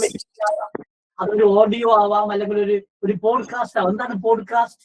PODCAST, podcast. ഒരു പാഠത്തിന്റെ voice notes. Podcast is the material through which student can listen. ഒരു പോയം ലിസൺ ചെയ്യാം, ഒരു കോൺവെർസേഷൻ ലിസൺ ചെയ്യാം, അങ്ങനെയുള്ളതാണ് പോഡ്കാസ്റ്റ് അല്ലെ. അപ്പൊ സമഗ്ര റിസോഴ്സിലുള്ളത് പോഡ്കാസ്റ്റുകളുണ്ട്, വീഡിയോസ് ഉണ്ട്, പിന്നെ എന്തൊക്കെയുണ്ട്, മോഡൽ ക്വസ്റ്റ്യൻ പേപ്പർ ഉണ്ട്, model question paper, okay, many things, many things. Text book ഉണ്ട്. അതുകൂടാതെ അതിന്റെ അകത്ത് ലേണിംഗ് റൂം ഉണ്ട്, കുട്ടികൾക്ക് വേണ്ടി ലേണിംഗ് റൂംസ് ഉണ്ട്. ഇത് വരും. ഏതായാലും ദീക്ഷ ചോദിക്കാൻ ഒരു ചാൻസ് ഉണ്ട്. ഇനി 2-3 ചോദ്യങ്ങൾ ഫോർ എക്സാമ്പിൾ, അത് കഴിഞ്ഞിട്ട് നമുക്ക് ഗ്രാമറിലേക്ക് കടക്കാം. ഗ്രാമറാണ് കേട്ടറ്റ് 2-ൽ കൂടുതൽ വരുന്നത്. ഒരു ചോദ്യം കൂടി. Which of the following focuses on fostering and understanding the respect for diversity? Respect for diversity foster ചെയ്യുന്ന എന്താണ്? A, learning to know, learning to do, learning to live together. B, learning to be. Learning to do together ആണോ സാറേ? Learning to live together, learning to live together ആണ് respect ചെയ്യുന്നത്. Next one, next one. Which of the following is an advantage of അത് വേണ്ട. Identify the, okay, now I will pass over to grammar part. ഞാൻ കുറെ കൂടി pedagogy എടുക്കാം കേട്ടോ. കേട്ടറ്റ് 3ക്ക് വേണ്ടുന്ന ആളുകൾക്ക് കംപ്ലീറ്റ് പെഡഗോജി പാക്കേജ് എന്റെ കയ്യിലുണ്ട്. സമയം കിട്ടിയാൽ ഞാൻ എടുക്കാം. കാരണം അത് മറ്റുള്ളവർ ഇപ്പോൾ ഉള്ള ജനറൽ പെഡഗോജിയാണ് പറഞ്ഞത്. ആരോടും ചോദിക്കാവുന്ന, കേട്ടറ്റ് 1-ലും 2-ലും 3-ലും ചോദിക്കാവുന്ന കേട്ടറ്റ് പെഡഗോജിയാണ് ഇതുവരെ പറഞ്ഞത്. ഇനി ഞാൻ ഈ 2-ലും 3-ലും മാത്രം, അല്ല 1-ഉം 2-ഉം ചോദിക്കുന്ന ചില ഏരിയയിലേക്കാണ് കടക്കുന്നത്. അത് ചിലപ്പോൾ കേട്ടറ്റ് 2-കാർക്ക് വളരെ അവർക്ക് റിപ്പീറ്റേറ്റീവ് ആയിരുന്നെങ്കിൽ നിങ്ങൾ ക്ഷമിക്കുക. ഞാൻ 3 കാര്യങ്ങളാണ് ഇതിൽ, 3-4 കാര്യങ്ങളാണ് ഫോക്കസ് ചെയ്യാൻ പോകുന്നത്. ഒന്ന് ഞാൻ പറയാൻ ഉദ്ദേശിക്കുന്ന ടെൻസ് ആണ്. ടെൻസ്. രണ്ട് ചെയ്യുന്നത് ടെൻസ് കഴിഞ്ഞാൽ പിന്നെ പാസീവ് വോയിസ് ആണ്. അത് കഴിഞ്ഞാൽ കണ്ടീഷണൽ സെന്റൻസസ് ആണ്. ഓർമ്മിക്കുക, ഈ ചോദ്യങ്ങൾ ചിലപ്പോൾ കേട്ടറ്റ് 3-ൽ വരാൻ സാധ്യത താരതമ്യേന കുറവാണ്. കാരണം ഇത് ഞാൻ പറയാൻ കാരണം ഇതുമായിട്ട് എക്സ്പീരിയൻസ് ഉള്ള ആളായതുകൊണ്ടാണ് പറയുന്നത്. അതിനപ്പുറം പറയാൻ പറ്റില്ല. സോ അതിൽ ടെൻസ് ആണ് ഞാൻ ആദ്യം ചെയ്യുന്നത്. എത്ര ടെൻസ്, എന്താണ് ഈ ടെൻസ് എന്ന് പറഞ്ഞാൽ? What you mean by tense? ടെൻസിൽ എന്താ പഠിപ്പിക്കുന്നത്? What is tense and what is time? What is the difference between tense and time? Present, past, future. അല്ല, അത് മനസ്സിലായി. എന്താണ് tense? Tense is the manner of the word. Shows how the verb expresses the time.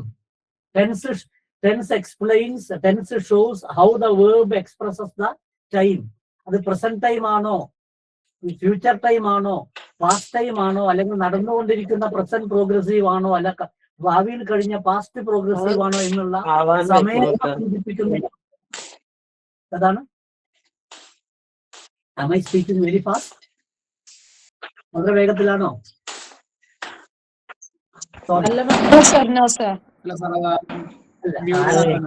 Microphone of ചെയ്യാം. ഏതാണ് microphone? ഒന്ന് Tense shows how the verb expresses the time. ഞാൻ ഒരു 4 sentence വായിക്കാം. അത് ഏത് ടെൻസ് ആണെന്ന് പറയണം. Okay. He is writing a letter now. He writes a letter every day.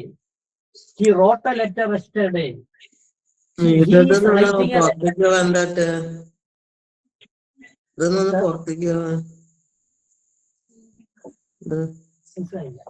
Rani teacher mike mute അല്ല. Rani teacher, Rani C V mike mute ചെയ്തിട്ട് സംസാരിക്കൂ. Yes. Which sentence uses the simple present tense? A, he is writing a letter now. B, he writes a letter every day. He wrote a letter yesterday. He will write a letter tomorrow. D, Right. writes a letter. B. Writes a letter. He writes a letter. Writes a letter every day. അപ്പൊ simple present എന്തിനാ ഉപയോഗിക്കുന്നത്? Simple present ഉപയോഗിക്കുന്നത് എന്തിനാ? Continuation കാണിക്കാം. Habitual action. To show an habitual action. To show a habitual action. Simple present is used for, അത് simple present മനസ്സിലാക്കാൻ എളുപ്പമാണ്. ചില ടൈം വേർഡ്സ് ഉണ്ടാവും അതിന്റെ ഒന്നിച്ച്. What are the time words? Always, usually, often, generally, sometimes, etcetera. These are called the time words. Simple പ്രസന്റിന്റെ markers ആണ്, time word markers ആണ് ഇത് പറയുന്നത്. He writes a letter every day, കാരണം അത് ഹാബിച്വൽ ആക്ഷൻ ആണ്. ഇതൊക്കെ always, usually, often, generally, sometimes, these words are the time words. He writes a letter every day. അപ്പൊ യൂണിവേഴ്സൽ ട്രൂത്തും ഹാബിച്വൽ ട്രൂത്തും ഒക്കെ പറയുന്നതാണ് സിമ്പിൾ പ്രസന്റ് ടെൻസ്. വളരെ എളുപ്പമാണ്. ഇനി ഹി ഡു നോട്ട് നോ എന്നാണോ correct? He does not know എന്നാണോ correct? Does not. He does not know. എന്തുകൊണ്ടാണ്? സബ്ജക്റ്റും വേർബും തമ്മിൽ എഗ്രിമെന്റ് വേണം. സബ്ജക്ട് വേർബ് എഗ്രിമെന്റിന് എന്താ ഇംഗ്ലീഷിൽ പറയാ? Concord. എന്താണ് കോൺകോഡ്? CONCORD. കോൺകോഡ് എന്ന് പറഞ്ഞാൽ രണ്ട് യൂണിറ്റുകൾ തമ്മിലുള്ള എഗ്രിമെന്റിന് പറയുന്ന പേരാണ് കോൺകോഡ്. സബ്ജക്റ്റും വേർബും അല്ലെങ്കിൽ സബ്ജക്റ്റിന്റെ ഏതാണ് ജെൻഡറും ഒക്കെ ഒത്തിട്ട് പോയാൽ മാത്രമേ ഇത് കറക്റ്റ് സെന്റൻസ് ആവുള്ളൂ. ഇവിടെ നോക്കുക, he writes a letter yesterday. എന്തുകൊണ്ട് ഹി റൈറ്റ് എ ലെറ്റർ എന്ന് പറയുന്നില്ല? He is the subject, he is third person singular. So we have to add S. That is why he writes a letter every day. നോക്കുക, അപ്പൊ ഇതാണ് simple പ്രസന്റിന്റെ പ്രത്യേകത. ഒരു സബ്ജക്റ്റും base form of the വേർബും മാത്രമേ simple പ്രസന്റിൽ കാണാൻ കഴിയൂ. അത് നോക്കുക. അടുത്തത് സിമ്പിൾ പ്രസന്റിന്റെ വേറെ എക്സാമ്പിൾ. ഇത് ഞാൻ നിങ്ങൾക്ക് ഷെയർ ചെയ്തിട്ടുണ്ട്. എല്ലാവർക്കും ഷെയർ ചെയ്ത ഒരു ക്വസ്റ്റ്യൻ ആണ് ഞാനിപ്പോ നോക്കുന്നത്. രണ്ടാമത്തെ സിമ്പിൾ പ്രസന്റ് ഞാൻ വീണ്ടും പറയുന്നില്ല, എല്ലാവർക്കും ബേസിക് ആയിട്ട് അറിയേണ്ടതുകൊണ്ടാണ്. അറിയില്ലെങ്കിൽ എന്നോട് ചോദിച്ചാൽ ഞാൻ എക്സ്പ്ലെയിൻ ചെയ്ത് പറയാം. കാരണം എന്റെ PhD ഗ്രാമറിലാണ്. എന്റെ ഗ്രാമർ അറിവ് നിങ്ങളെ കാണിച്ചു കൊടുത്തിട്ട് കാര്യമില്ല. അത് കേട്ടിട്ട് എക്സാം എഴുതാൻ ആവശ്യമായ കഴിവാണ് വേണ്ടത്. എനിക്ക് വലിയ വിവരമുണ്ട് കാര്യമൊന്നുമില്ല, നിങ്ങൾക്കാണ് അറിയേണ്ടത്. അത് നോക്കുക. Which sentence uses simple present tense? ഞാൻ വായിച്ചു. ഇനി അടുത്തത്, which sentence uses simple present tense? A, she was singing a song. She sings well. She is singing now. She has sung already. ഏതാണ്? She sings well. She sings well. അതേതാണ്? അതൊരു truth ആണ്. She sings well. അടുത്തത്, which uses the present continuous tense. അപ്പൊ present ടെൻസിന്റെ പ്രത്യേകത subject plus base form of the verb ആണ്. അല്ലെങ്കിൽ സബ്ജക്ട് പ്ലസ് ഏതെങ്കിലും ഹി, ഈസോ, ഹി ആറോ, അയാമോ, അതൊക്കെ സിമ്പിൾ പ്രസന്റിൽ പെടും. രണ്ടാമത്തത് ING വരുന്നതാണ് present continuous. I read the newspaper daily. I read the newspaper yesterday. I am reading the newspaper now. അപ്പൊ ഓർമ്മിക്കുക, പ്രസന്റ് കണ്ടിന്യൂസ് ടെൻസിൽ വരുന്ന വേർഡാണ് now, at present. Now, at present എന്നൊക്കെ വന്നാൽ നടന്നുകൊണ്ടിരിക്കുന്നു. It is going on. Now I am talking to you. Now I am engaging students in gated class. That I am telling in a present continuous tense. Present continuous. I am reading the newspaper now എന്നാണ് present continuous tense. വേറെ ഒന്നുകൂടി വായിക്കാം. Which sentence uses present? ഇങ്ങനെയുള്ള ചോദ്യങ്ങൾ വന്നിട്ടുണ്ട്. അതുകൊണ്ടാണ് ഈ ചോദ്യം ഞാൻ ചോദിക്കുന്നത്. കേട്ടിട്ട് 1-ലും വന്നിട്ടുണ്ട്, 2-ൽ വന്നിട്ടുണ്ട്, 3-ലില്ല. Identify the present continuous form. They play football on Sundays. They play football on Sundays. They played football yesterday. They are playing football now. They have played football. They are playing football. They are playing. Identify the present continuous tense again. She writes a letter. She is writing a letter. She has written a letter. She is writing a letter. He's writing it. She is writing a letter. Okay. Now next is present perfect tense. എന്താണ് ഈ perfect ടെൻസും continuous ടെൻസും തമ്മിൽ വ്യത്യാസം? ഞാൻ പറഞ്ഞു, അല്ലെങ്കിൽ habitual action ആണ്. Present continuous ടെൻസിന്റെ now എന്നാണ്. Now, at present. It's going on at the time of saying. What ever present perfect. ഞാൻ പറയുന്നു ഐ ടോക്ക്ഡ് അബൌട്ട് എന്നാണോ I have talked about Chomsky എന്നാണോ? അതാ correct? I have talked about. I have talked about Chomsky. ഞാനിപ്പോ കുറച്ച് വളരെ ഇപ്പോഴും പറയുന്നു. ഇപ്പൊ ഞാനിപ്പോ എന്റെ വിരല് മുറിഞ്ഞു. എന്നിട്ട് അതിൽ നിങ്ങൾ ബ്ലഡ് ഇട്ടിട്ട് വീഴുന്നു. അപ്പൊ ഞാൻ എന്താ പറയാ? I am cutting my finger എന്നാണോ I have cut my finger എന്നാണോ? Have cut. I have cut my finger. മുറിച്ച് കളഞ്ഞിരിക്കുന്നു, പക്ഷേ still it is bleeding. Past tense ഉള്ളത് പ്രസന്റിലായിട്ട് ബന്ധപ്പെട്ട് കാണുന്നു. The feeling is felt even now. Okay, അതാണ് പ്രസന്റ് പെർഫെക്റ്റ്. ഓൾറെഡി പെർഫെക്റ്റ് ആണ് past. Even though it is in the past, the effect is in the present. അപ്പൊ അതിൽ ഹാവും ഹാസും വരും present perfect. I finished my work ഏതാണ് നോക്കുക? Present perfect. Identify the present perfect tense. I finish my work, I am finishing my work, I have finished my work, I will finish my work. I have finished my work. Next one, ഞാൻ ഇത് പെട്ടെന്ന് speed ചെയ്യുന്നു, കാരണം ഇത് നിങ്ങൾക്ക് പഠിച്ചതാണ് അല്ലെങ്കിൽ പഠിക്കണം. ഞാൻ ഡീറ്റെയിൽഡ് നോട്ട് തരാം. Which sentence uses present perfect continuous tense? അതാണ് പ്രസന്റ് പെർഫെക്റ്റ് ടെൻസും പ്രസന്റ് പെർഫെക്റ്റ് കണ്ടിന്യൂസ് ടെൻസിന്റെ ഒരു ഉപയോഗം ഫോറും സിൻസും ആണ്. അല്ലേ? ഫോറും സിൻസ് ഉപയോഗിക്കും. ഫോർ എന്ന് പറഞ്ഞാൽ ജനറൽ ടൈം ആണ്, സിൻസ് എന്ന് പറഞ്ഞാൽ സ്പെസിഫിക് ടൈം ആണ്. ഇപ്പൊ ഞാൻ പറയാം, I have been talking to you since 7:30. I have been talking to you. I have talked to you എന്നല്ല പറയുന്നത്. I have been talking to you. ഞാൻ 7:30 മണി മുതൽ നിങ്ങളോട് പറഞ്ഞുകൊണ്ടിരിക്കുകയാണ്. I have been talking to you since. Since specific ആണ്.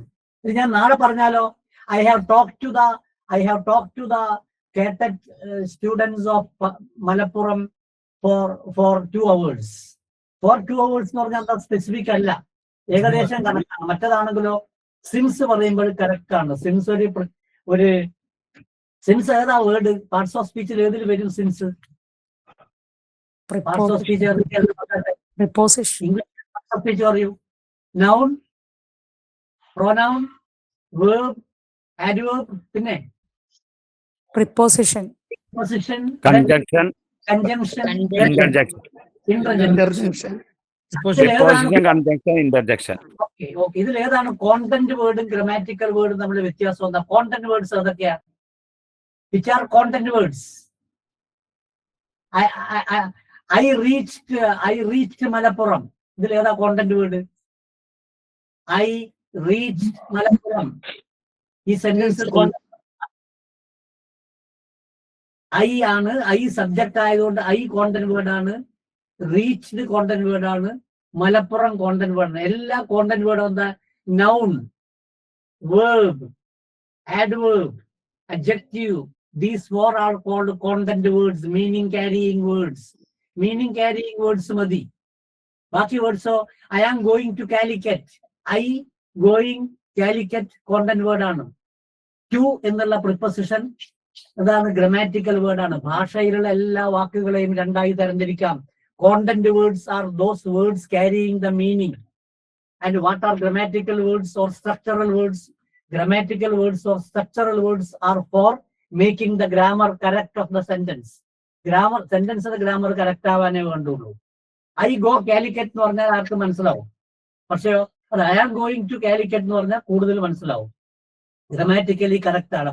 Content words എന്ന് പറഞ്ഞാൽ പ്രധാനപ്പെട്ട ആശയം ക്യാരി ചെയ്യുന്ന വേർഡ്സ് ആണ്.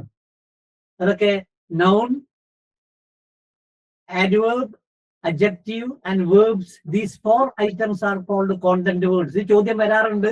അത് കേട്ടറ്റ് 3-ലും വന്നിട്ടുണ്ട്, കേട്ടറ്റ് 1-ലും 2-ലും കൂടി വന്നിട്ടുണ്ട്. What are content words? Content words are the main idea carrying words such as noun, verb, adjective and adverbs. What are grammatical words? Grammatical words are words like a preposition, words like auxiliaries, words like conjunction, etc. അപ്പൊ since ഏതാണ്? Since ഇപ്പൊ ഇതിൽ പെടും. അതിനാണ് ഈ ചോദ്യം വന്നത്. Since എന്ന വാക്ക് ഇതിൽ പെടും. Preposition. കോണ്ടന്റ് വേർഡ് ആണോ? Grammatical. Grammatical. ആണ്. ഗ്രമാറ്റിക്കൽ വേർഡിൽ ഏത് കാറ്റഗറിയാ? Preposition. Preposition. പ്രിപ്പോസിഷൻ ആണോ കൺജംഷൻ ആണോ? Preposition. കൺജംഷൻ ആണോ? Conjunction ആണ്, കണക്ട് ചെയ്യല്ലേ? conjunction, കൂടുതൽ കൺജംഷൻ ആണ്. അപൂർവമായിട്ട് പ്രിപ്പോസിഷനായി ഉപയോഗിക്കാം, പക്ഷെ കൺജംഷൻ ആണ് കറക്റ്റ് ആൻസർ. അപ്പൊ നോക്കുക, അതാ I have been teaching since 7:30. അത് ഏത് സെന്റൻസാ? present perfect present perfect continuous. Present perfectലും present perfect continuously മനസ്സിലാക്കാൻ എളുപ്പമുണ്ട്. ചിലപ്പോൾ ഫോർ അതിൽ വരും. ഇനി പാസ്റ്റ് ടെൻസിലേക്ക് കടക്കാം. പാസ്റ്റ് ടെൻസിന്റെ സൂചിപ്പിക്കുന്ന ടൈം വേർഡ്സ് ഏതൊക്കെയാ? പാസ്റ്റ് ടെൻസ് സൂചിപ്പിക്കുന്ന time words yesterday, last year, last week, last year, ago, പിന്നെ 2000, പിന്നെ ഫോമർലി, പ്രീവിയസ്. ഇപ്പൊ ഞാൻ പറയും I was formerly a teacher of regional institute of English, not at present. അപ്പൊ നോക്കിക്കോളൂ, പാസ്റ്റ് ടെൻസിൽ കാണാം this sentence uses a simple past tense. I go to school daily. A. B, I am going to school. C, I went to school yesterday. D, I have gone to school. I went to school yesterday. Went to school yesterday. അടുത്തത് നമ്മൾ present continuous past കണ്ടിന്യൂസിലേക്ക് പോവാം. Which of the following question വന്നിട്ടുണ്ട് കേട്ടോ. Which of the following sentences uses the past continuous tense? A, I read a book yesterday. I was reading a book when you called on me. I was. I was reading എന്ന് പറഞ്ഞാൽ past continuous. പക്ഷെ past continuous tense ഒറ്റക്ക് നിൽക്കില്ല, അതിലൊരു past tense കൂടി വേണം. നേരത്തെ ഞാൻ ഫോൺ എടുത്തു അല്ലേ? I was talking to students when I got a call from my friend Murali. I was. അതാണ്. അപ്പൊ പാസ്റ്റ് കണ്ടിന്യൂസിന്റെ എവിടെയെങ്കിലും ഒരു പാസ്റ്റ് ടെൻസ് അവിടെ ഉണ്ടാവും. ഏതുപോലെ? പാസ്റ്റ് പെർഫെക്റ്റിന്റെ ഒന്നിച്ച് എവിടെയെങ്കിലും പാസ്റ്റ് ടെൻസ് ഉണ്ടാവുന്ന പോലെ. നോക്കുക, ഞാൻ പെട്ടെന്ന് വായിക്കാം, ഇതിൽ ചോദ്യം വരാത്തതുകൊണ്ടാണ് ഞാൻ സ്കിപ്പ് ചെയ്ത് പോകുന്നത്. Which of the following sentences uses the past continuous tense? 1. I read a book yesterday. I was reading a book when you called on me. B ആണ്. ഇനി അടുത്തത്, which sentence uses the past continuous tense? She cooks dinner daily. She cooked dinner. She was cooking dinner when I arrived. A ആണോ B ആണോ? Past പെർഫെക്റ്റിന്റെ പ്രത്യേകത എന്താ? Past perfect വേണമെങ്കിൽ 2 action വേണം. നേരത്തെ പറഞ്ഞു പാസ്റ്റ് കണ്ടിന്യൂസ് വേണമെങ്കിൽ 2 ആക്ഷൻ പറയുന്ന പോലെ തന്നെ പാസ്റ്റ് ടെൻസ് വേണമെങ്കിൽ 2 ആക്ഷൻ വേണം. ഏതാ? ഒന്ന് നേരത്തെ ആദ്യം നടന്ന ആക്ഷനും 2 പാസ്റ്റ് ആക്ഷൻ നടന്നു എന്ന് വിചാരിക്കാം. 2 പാസ്റ്റ് ആക്ഷൻ നടന്നു. ഞാൻ ഇന്നലെ റോഡിൽ കൂടി നടക്കുമ്പോൾ എന്റെ പഴയ ഫ്രണ്ടിനെ കണ്ടു. ഞാൻ ഇന്നലെയാണ്. ഫോർ എക്സാമ്പിൾ, അല്ലെങ്കിൽ ഞാൻ റെയിൽവേ സ്റ്റേഷനിൽ എത്തുമ്പോഴേക്കും ട്രെയിൻ പോയി. By the time I reach the railway station the train had already left. When I reach the railway station the train had already left. അപ്പൊ ആദ്യം പോയത് ഏതാ? The train had already left. The train had already left ആദ്യം നടന്നതുകൊണ്ട് അത് past പെർഫെക്റ്റിലും, രണ്ടാമത് ഞാൻ എത്തിയത് കൊണ്ട് അത് സിമ്പിൾ പാസ്റ്റിലും പറയണം. ഇനി ഞാൻ പറയാം, Tagore had received Nobel price in 1913. Is the sentence wrong or right? Tagore had Nobel Prize in 1913. Is it correct? No. Wrong. Why is it wrong? Because time is mentioned. 1931. Tagore received the Nobel Prize in 1913. മതി. ഇനി ഞാൻ വേറെ മാറ്റി പറഞ്ഞാൽ Tagore had received the Nobel Prize before W.B. Yeats received it. Tagore 1914 Nobel prize കിട്ടി. W.B. Yeats ആണെങ്കിൽ 1920 കിട്ടി, 22 കിട്ടി. അപ്പോ W.B. Yeatsന് 2020 കിട്ടി, മറ്റേ ആൾക്ക് 1920 കിട്ടി W.B. Yeatsന്, മറ്റത് 1913. അപ്പൊ എന്ത് ചെയ്യാം? Tagore had received the Nobel prize 1940. അല്ലെങ്കിൽ വേറെ എക്സാമ്പിൾ ഞാൻ പറയാം. I had finished my homework before my friend came. അതേതാണ്? I had finished my homework before my friend came. I had finished എന്നുള്ളത് ഏർലിയർ ആക്ഷൻ ആണ്, അത് പാസ്റ്റ്. രണ്ടാമത്തത് ലേറ്റർ ആക്ഷൻ ആണ്, അത് simple past. Tagore had received Nobel prize before Yeats received it. അങ്ങനെയാണ്. അതാണ് past perfect. പിന്നെയുള്ളത് പാസ്റ്റ് പെർഫെക്റ്റിന്റെ കണ്ടിന്യൂസ് ആണ്. പാസ്റ്റ് പെർഫെക്റ്റിന്റെ കണ്ടിന്യൂസ് നമ്മൾ അധികം ഉപയോഗിക്കുന്നില്ല. He had been eating before the class began. He had been studying hard for hours before the exam. Past perfect continuous ആണ്. ഇനി ഫ്യൂച്ചർ ടെൻസ്. ഫ്യൂച്ചർ ടെൻസിൽ എന്താ ഉപയോഗിക്കുന്നത്? സിമ്പിൾ ഫ്യൂച്ചറിൽ Will or shall. ആണോ കൂടുതൽ ഉപയോഗിക്കുന്നത്? Will. ഷാൽ കം എന്നാണോ? Will. Shall come. Will. ഇപ്പൊ അമേരിക്കൻ ഇംഗ്ലീഷിൽ ഷാൽ ഉപയോഗിക്കാറേ ഇല്ല. ബ്രിട്ടീഷ് ഇംഗ്ലീഷിൽ മാത്രമാണ് അല്പം. ഇപ്പോഴധികം ലോകത്ത് അധികം വില്ലാണ് ഉപയോഗിക്കുന്നത്. ഷാൽ ഉപയോഗിച്ച തെറ്റല്ല. ഷാൽ വളരെ ഫോമലാണ്. Informal. So I will come tomorrow. അപ്പൊ ഐ ഷാൽ കം എന്ന് പറയണമെങ്കിൽ ഒരു ഫുട്ബോളൊക്കെ കളിക്കുമ്പോൾ ഐ ഷാൽ എന്ന് പറയാം. അപ്പൊ ഞാൻ അടിക്കാം. വോളിബോളിൽ കാണാം ഐ ഷാൽ എന്ന് പറഞ്ഞാലോ ഞാൻ അത് ചെയ്യാം. അപ്പൊ എന്താ അവിടെ ഡിറ്റർമിനേഷൻ ആണ്. I am ready for that. അവിടെ ഐ വിൽ എന്ന് പറഞ്ഞാൽ പോരാ.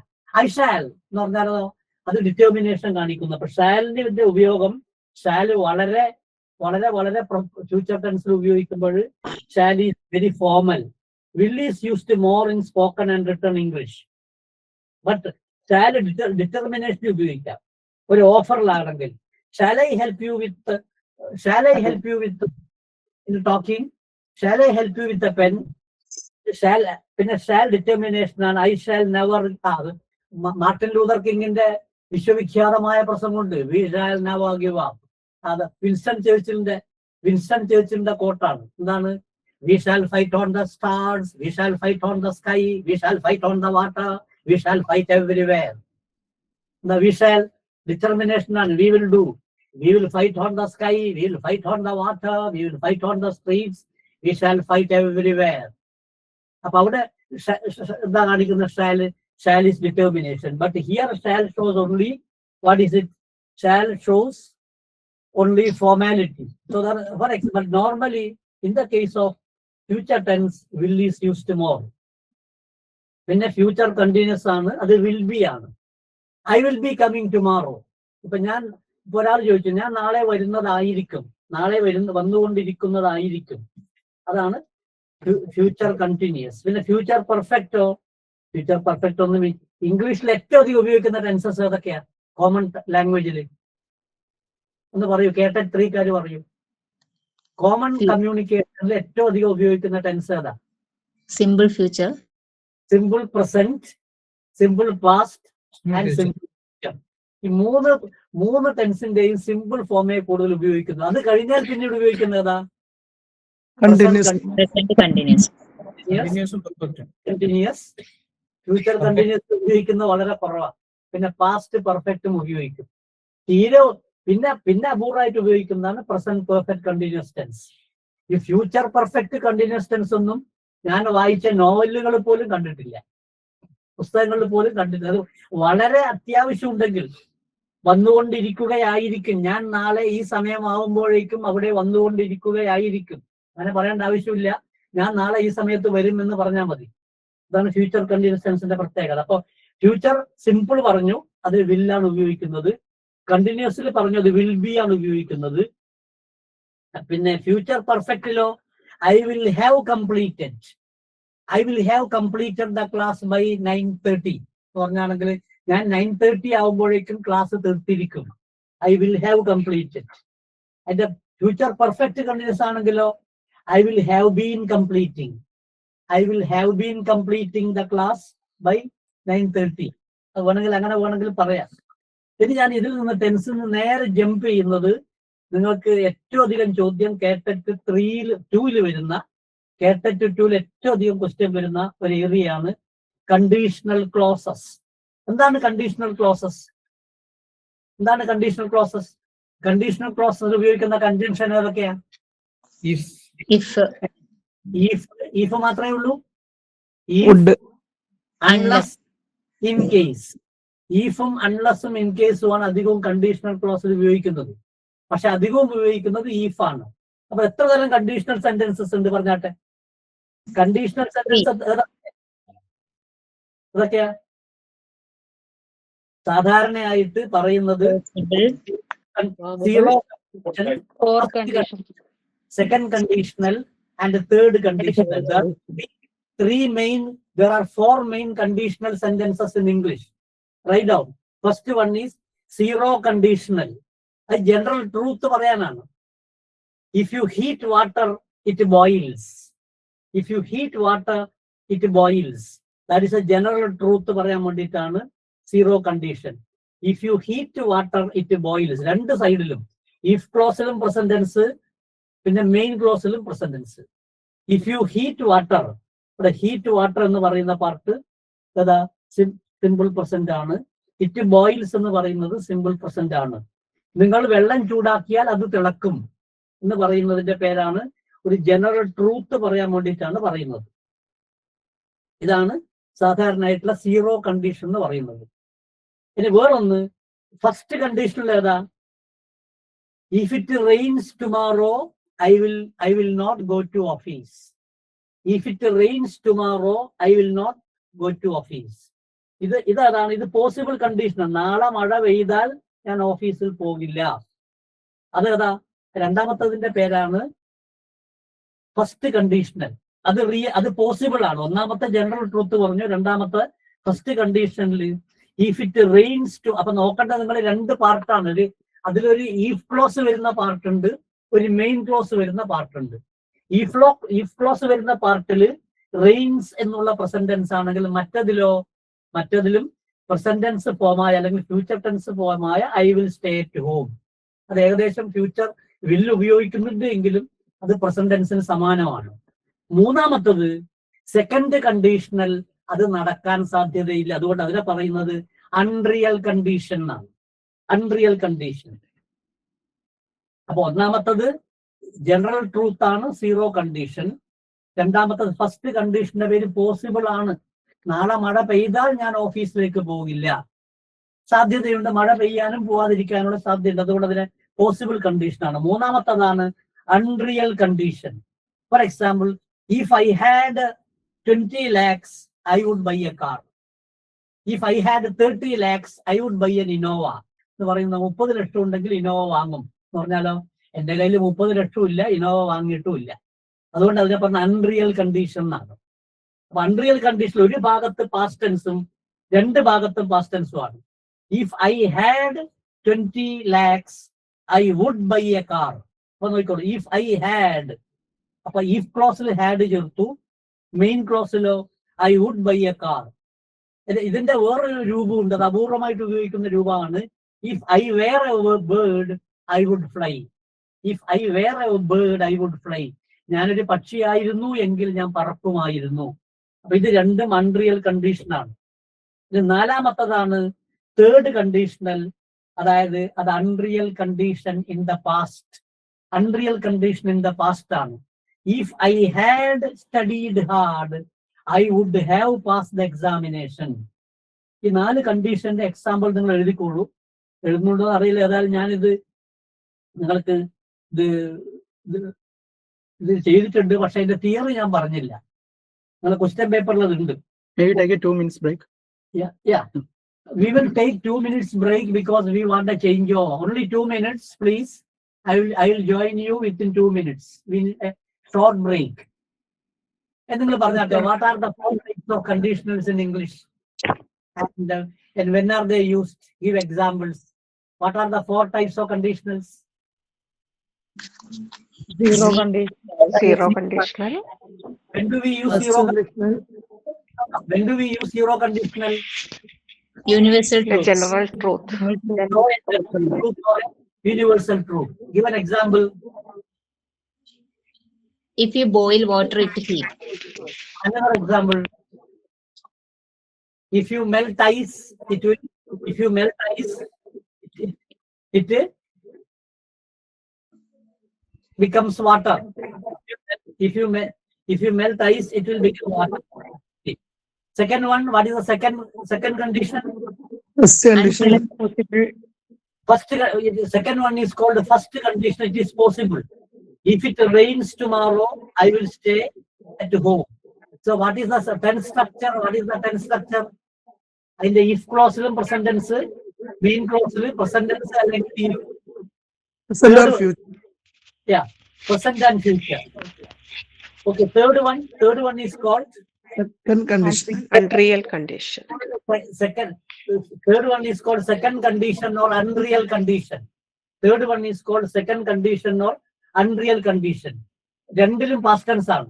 അതായത് if ക്ലോസിലും പാസ്റ്റ് ടെൻസ്, മെയിൻ ക്ലോസിലും പാസ്റ്റ് ടെൻസ്. പക്ഷെ നിങ്ങൾ ഇതിൽ ചില തെറ്റിദ്ധരിക്കും. വെറും ഹാഡ് വന്നാൽ ചിലപ്പോൾ ഹാഡ് ആയിരിക്കും. ചില കേസിൽ if I had a proper vision, ഒരാൾ പറയുന്നു, ഒരാൾക്ക് കണ്ണ് അല്പം കാണുന്നില്ല, എന്നെ പോലെയുള്ള ഒരാളാണ്. അപ്പൊ എന്താ പറയാ? if I had a proper vision, I would have seen it properly. അപ്പൊ വെറും ഹാഡ് മാത്രം വരുമ്പോഴും നിങ്ങളത് സെക്കൻഡ് കണ്ടീഷൻ ആണെന്ന് തെറ്റിദ്ധരിക്കും. അത് ചിലപ്പോൾ തേർഡ് കണ്ടീഷൻ ആവാനുള്ള ചാൻസും ഉണ്ട്. അതുകൊണ്ട് സെക്കൻഡ് കണ്ടീഷൻ കൃത്യം നോക്കുക. അതിൽ രണ്ട് തരമുണ്ട്. if I had enough money, I would buy a car. if I were a bird, I would fly. ഇനി തേർഡ് കണ്ടീഷൻ ആണെങ്കിലോ അത് രണ്ടും ഇമ്പോസിബിൾ ആണ്, അസാധ്യമായ കണ്ടീഷൻ നടക്കില്ല, വെറും ആഗ്രഹം മാത്രമാണ്. അതുകൊണ്ടാണ് ഇത് രണ്ടിനെയും, തേർഡ് വണ്ണിനെയും ഫോർത്ത് വണ്ണിനെയും, സെക്കൻഡ് കണ്ടീഷനെയും തേർഡ് കണ്ടീഷനെയും നമ്മൾ എന്ത് പറയുന്നത്? അൺറിയൽ കണ്ടീഷൻ എന്ന് പറയുന്നത്. നോക്കുക, അൺറിയൽ കണ്ടീഷന്റെ തേർഡ് കണ്ടീഷനിൽ if I had studied harder, I would have passed the examination. അത് മറ്റൊരു ഭാഗത്ത് പാസ്റ്റ് പെർഫെക്റ്റ് ടെൻസ് ആണ്. if I had studied harder, if I had studied well, I would have passed the examination. ഇനി ഞാൻ ഈ 3 conditional ക്ലോസും വെച്ചിട്ടുള്ള കുറച്ച് examples നോക്കാം. നോക്കിക്കോളൂ. അതിനൊക്കെ തന്നിരിക്കുന്ന ക്വസ്റ്റ്യൻ പേപ്പർ നോക്കൂ. കയ്യിലുണ്ടോ ക്വസ്റ്റ്യൻ പേപ്പർ? ഉണ്ടോ? Do you have the question paper with me? Yes. No, sir. Take page number 14 of the question paper. Page number 14. കണ്ടോ?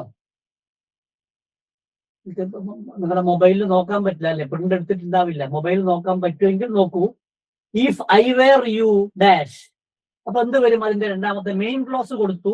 if I were you dash. അപ്പൊ എന്ത് വരും? Main I would. ആയതുകൊണ്ട് would വരും. if I were you, I would take up the job. I would take up the job. I would take up the job. ഇത് 4 option കൊടുത്തിട്ടുണ്ട്. if I were you dash. Option A, I will take up the job. Option B, I would take up the job.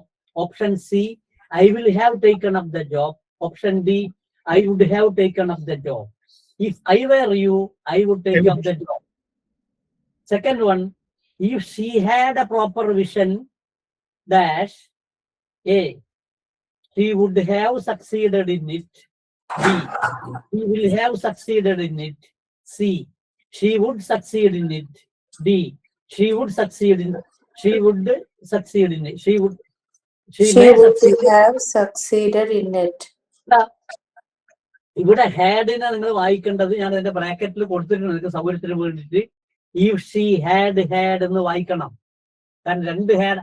ചില ആള് വിചാരിക്കും ഒന്നാമത്തെ had past പെർഫെക്റ്റിന്റെ had, രണ്ടാമത്തെ had വെർബിന്റെ V3 ആണ്.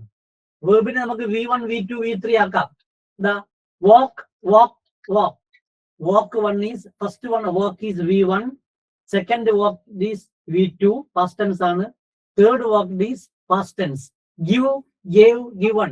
give is V1, gave is Succeeded in it. V3. These are called V1, V2 and V3. അപ്പൊ ഇവിടെ മൂന്നാമത്തത് if you approach him, ഏത് കണ്ടീഷനാ? if you approach him, ഇത് ഏത് കണ്ടീഷനാ? അത് പിന്നെ കണ്ടീഷനാണോ, ഫസ്റ്റ് കണ്ടീഷനാണോ, സെക്കൻഡ് ആണോ, തേർഡ് ആണോ? അപ്രോച്ച് കണ്ടീഷൻ First കണ്ടീഷനാണ്. if you approach him, he will tell you. 4 option കൊടുത്തിട്ടുണ്ട്. if you approach him dash, he will tell you, he would tell you, he would have told you, he will be telling you,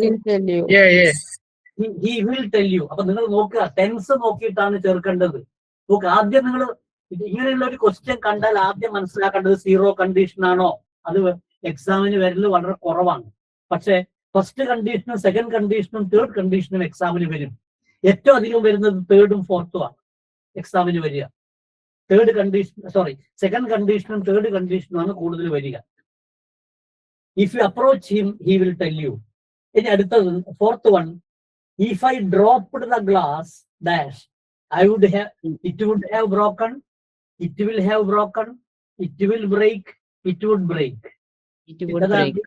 Would break. It would break. It would break. മറ്റേ ഭാഗത്ത് would വരണം. It would break. It would break. If you perform well, അഞ്ചാമത്തത്, if you perform well dash You will You could- clear the you- interview. Interview. Clear. You will clear the interview. Option D. ഏത് കണ്ടീഷൻ? Option D ആണ് correct. Conditional ആണ്. First condition. Zero condition ആണോ, first condition ആണോ, First second condition. Condition ആണോ, third condition ആണോ? First condition. Okay. അടുത്തത് sixth one. അപ്പൊ ഇതിന്റെ ആൻസർ ഏതാ? If you perform well, D ആണ്, you will clear the interview. You will clear the interview. Sixth one, if I had enough money dash ഏതാ? ഇവിടെ I could buy the necklace. had enough money, they have bought the necklace. എനിക്ക് പണം ഉണ്ടായിരുന്നു എങ്കിൽ necklace വാങ്ങുമായിരുന്നു. ഇതൊരു കണ്ടീഷനാണ്. Third condition ആണ്. Third condition.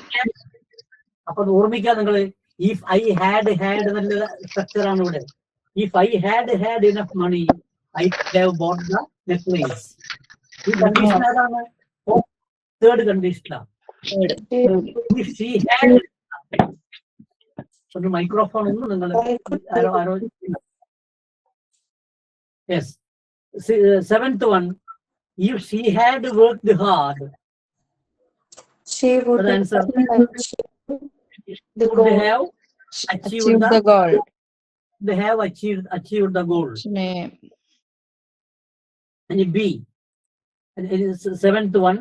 Okay, eighth one, if he had studied regularly, if she had studied regularly, I had illa, sorry, if he studies regularly dash, there is a conditional. He will pass. First one. First condition. He will pass the exam. He will pass the exam. He will pass the exam. He will pass the exam. ഏതാ option? A. Option ഏതാ? Option A A. ആണോ, B ആണോ, C ആണോ, D ആണോ? A. A ആണ് അല്ലേ? He will pass the exam. A ആണ് correct. Next one, if I were the manager, എന്ത് വരും? ഏത് കണ്ടീഷനാ? അത് പിന്നെ Second. Second condition. Second condition. Second. ഇത് അതിന്റെ കറക്റ്റ് ഓപ്ഷൻ എന്താ? If I were a bird I would fly. I would change. I would change the rule. Change the rule. If I were the manager, I would change I the would rule. change the rule. The 10th one, if she had informed me earlier, is the condition. ഇത് Third one. Third condition. Third condition. What is the correct answer? I would have helped her. I would have helped her. ഇതൊക്കെ ഞാൻ നിങ്ങളുടെ question പേപ്പറിൽ എടുത്തതാണ് കേട്ടോ. Question പേപ്പറിൽ എടുത്തു വെച്ചതാണ്. ഡയറക്റ്റ് ചോദ്യങ്ങളൊക്കെ എക്സാമിന് വന്നിട്ടുണ്ട്. If it rains tonight, ഇതേത് കണ്ടീഷനില്ല? ഇത് First condition. First condition. Rains tonight first condition ആണ്. ഏതാണ് ഓപ്ഷൻ? എ ആണോ, ബി ആണോ, C. സി ആണോ, D? See, we will stay at night. Stay at home. We stay at home. We will stay at home. The next one, if he had taken the medicine, the condition. Third one. Third condition. അത് Answer എത്ര C. Had ഒന്നാണോ രണ്ടാണോ? രണ്ട് had ഉണ്ട്. പക്ഷെ അങ്ങനെ past perfect. നിങ്ങൾ would എടുക്കും. ഒരു ബി എടുക്കാൻ ചാൻസ് ഉണ്ട്. He would recover the soup. Answer wrong ആണ്. He would have recovered. C. C. ആണ്. If you listen carefully, which condition? First condition. First If you condition. listen carefully, which condition? First condition. First condition. You understand the lesson, or You will understand. You will understand the lesson. No, you will B. understand the lesson. B. B is the correct answer. Next one, 14th one. If I knew his address, the other condition. Second condition. അപ്പൊ എന്തുവരും new ആയതുകൊണ്ട് no എന്നുള്ള I would visit him. What is the answer? B. B. B is the correct answer. Next one. If she practiced daily, Practices daily. practices daily, She will improve. She will improve her skills. improve her skills. Number 16. If they had followed the rules, They would have avoided the punishment. they would D. the They punishment. would have avoided. The punishment. They would have punishment. avoided the punishment. D. 17th one വേണ്ട 17th answer എന്താ 17th It is B. it melts zero ആണ് zero കണ്ടീഷനിലാണ് general truth ആണ് നേരത്തെ പറഞ്ഞാണ് if I were taller which I would, condition which condition two. condition I number will- one Second condition. second condition if I were taller I would play basketball. B and I would play basketball. The next one, 19th one. If he calls me tonight, I if would, he calls me tonight, I will, which was see. C and I will answer him. 20th one. If she had enough time, She would have finished the work. Finish D. the work. she would have finished the work. D. 21st. If we miss the bus, We will walk to. We will walk. We will walk to school. C. we'll walk to school. Which condition? First condition. First one. If she had driven carefully, which condition? Third condition. Yeah. Third condition.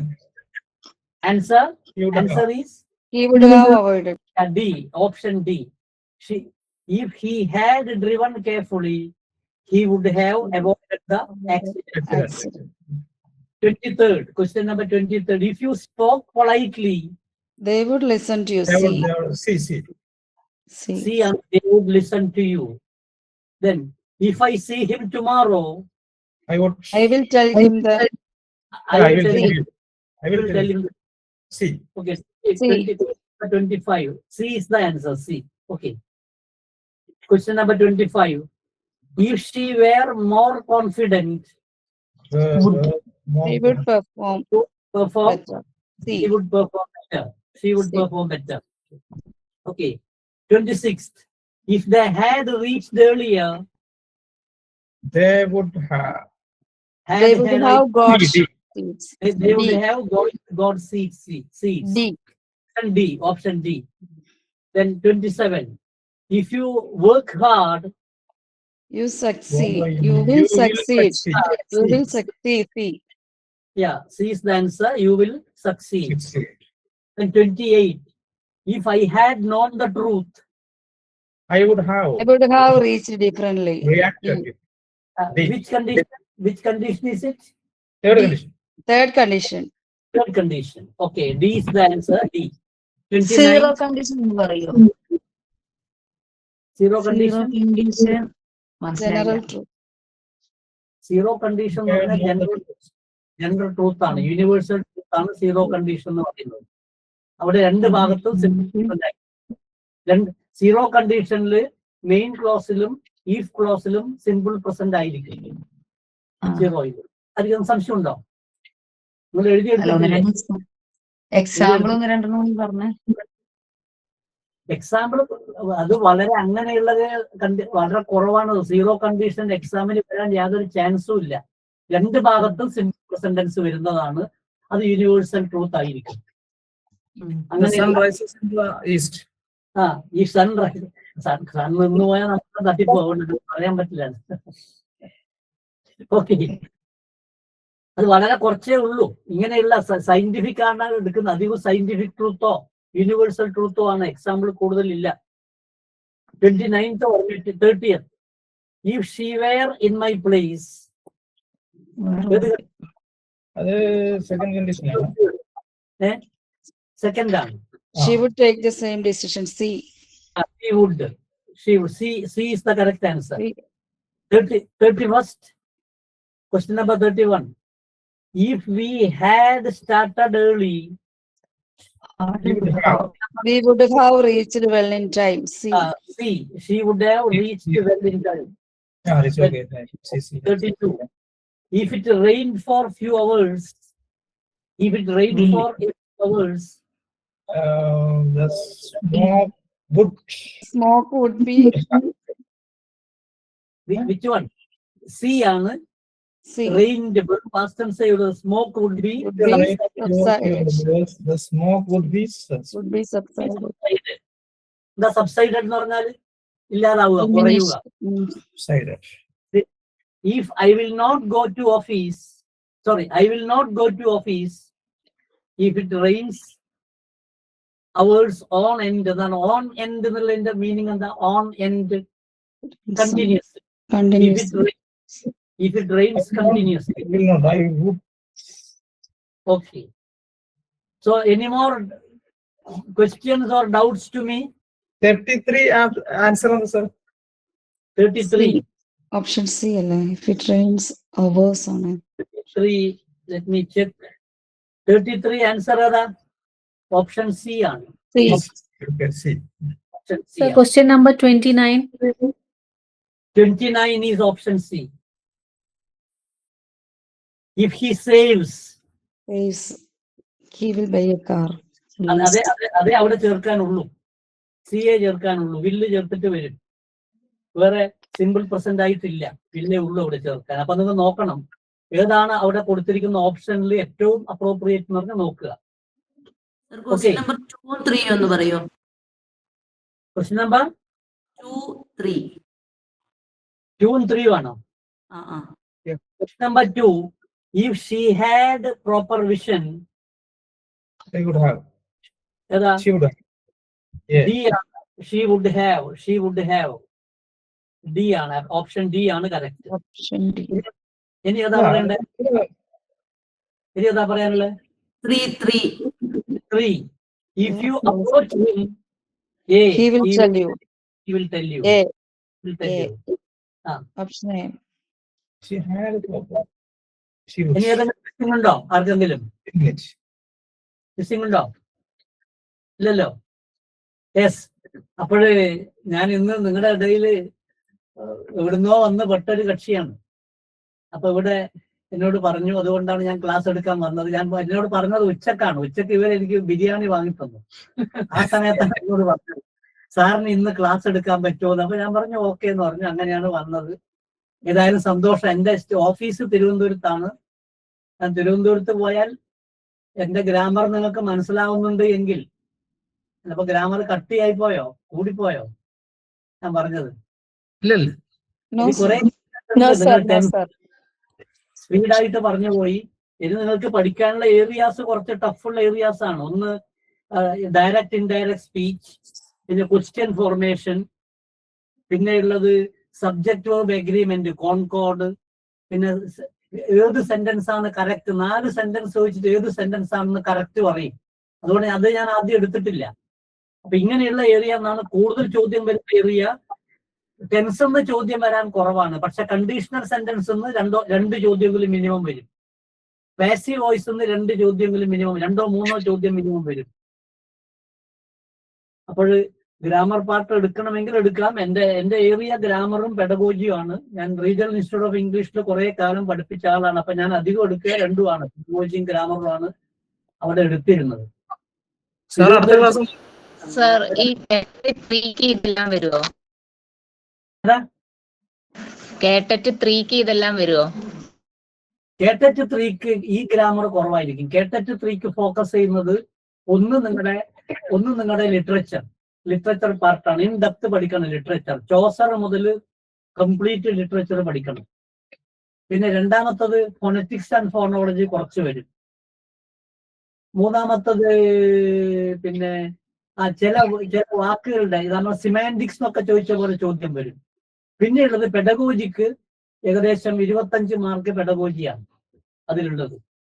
അപ്പൊ ഞാൻ pedagogy class ആവശ്യമുണ്ടെങ്കിൽ എടുക്കാം. പക്ഷെ ആ pedagogy class ഞാൻ in-depth എടുത്താൽ അത് 1-നും 2-നും ആവശ്യമില്ല, 3-ക്ക് മാത്രമേ ആവശ്യമുള്ളൂ. അല്ല സർ, ജനറൽ ഇംഗ്ലീഷ് ഇല്ലേ? 3ക്ക് ജനറൽ ഇംഗ്ലീഷ് ചോദിക്കില്ലേ? അപ്പൊ ആ ജനറൽ ഇംഗ്ലീഷിൽ ഈ ഗ്രാമർ വരും. അതാ ചോദിച്ചത്. തീർച്ചയായിട്ടും ഈ ഗ്രാമർ എല്ലാ ചോദ്യങ്ങളും നിങ്ങൾ ഫിസിക്കൽ സയൻസോ സോഷ്യൽ സയൻസോ ഒക്കെ ആണെങ്കിൽ അത് വരും. ഗ്രാമർ ജനറൽ ഇംഗ്ലീഷ് നിർബന്ധമാണ്.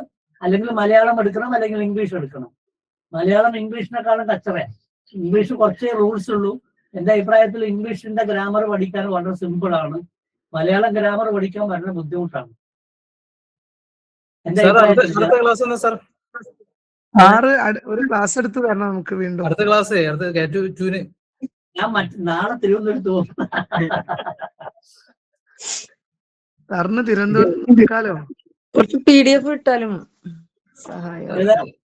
അല്ല, ഞാൻ ഗ്രാമറിനൊരു ക്ലാസ് എടുത്തു തരുമോ? ഞാൻ പറയാം, അതിൽ ആൻസർ പറയാം. ഞാൻ ഏതെങ്കിലും ക്ലാസ് എടുക്കുന്നുണ്ട് എങ്കിൽ ഞാൻ ആദ്യം നിങ്ങൾക്ക് അതിന്റെ വർക്ക്ഷീറ്റ് തരും. ആ വർക്ക്ഷീറ്റ് തന്നിട്ട് ഞാൻ തിയറി പറഞ്ഞിട്ട് നിങ്ങളെ കൊണ്ട് ചെയ്യിപ്പിക്കുന്ന ക്ലാസ് എടുക്കുള്ളൂ. വെറുതെ പ്രസംഗിക്കുന്ന ക്ലാസ് എടുത്തിട്ടൊന്നും കാര്യമില്ല. കാരണം അടുത്ത മാസമാണ് എക്സാം. കേട്ടറ്റ് ഒന്നും കേരള സുപ്രീം കോടതിയാണ് കേട്ടറ്റ് വേണമെന്ന് പറഞ്ഞത്.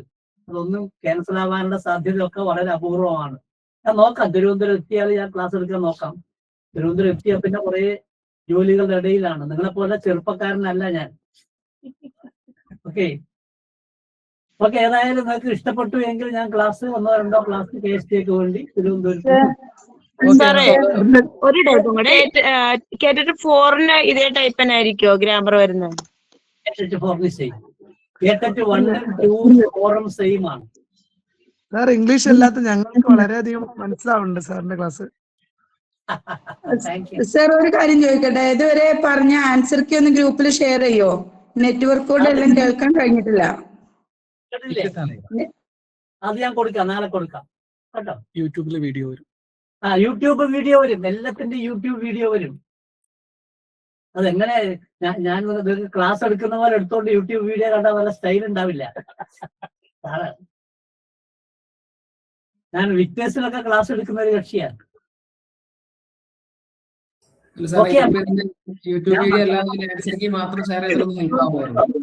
ഹലോ സുഹൃത്തുക്കളെ, ആരെങ്കിലും ഫുഡ് വാങ്ങി തരുമോ?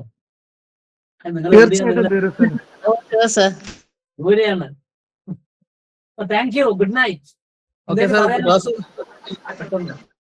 ക്ലാസ് വീണ്ടും പ്രതീക്ഷിച്ചുകൊണ്ട് good night. Okay, good night. Thank you. Okay, നിർത്താം നമുക്ക്.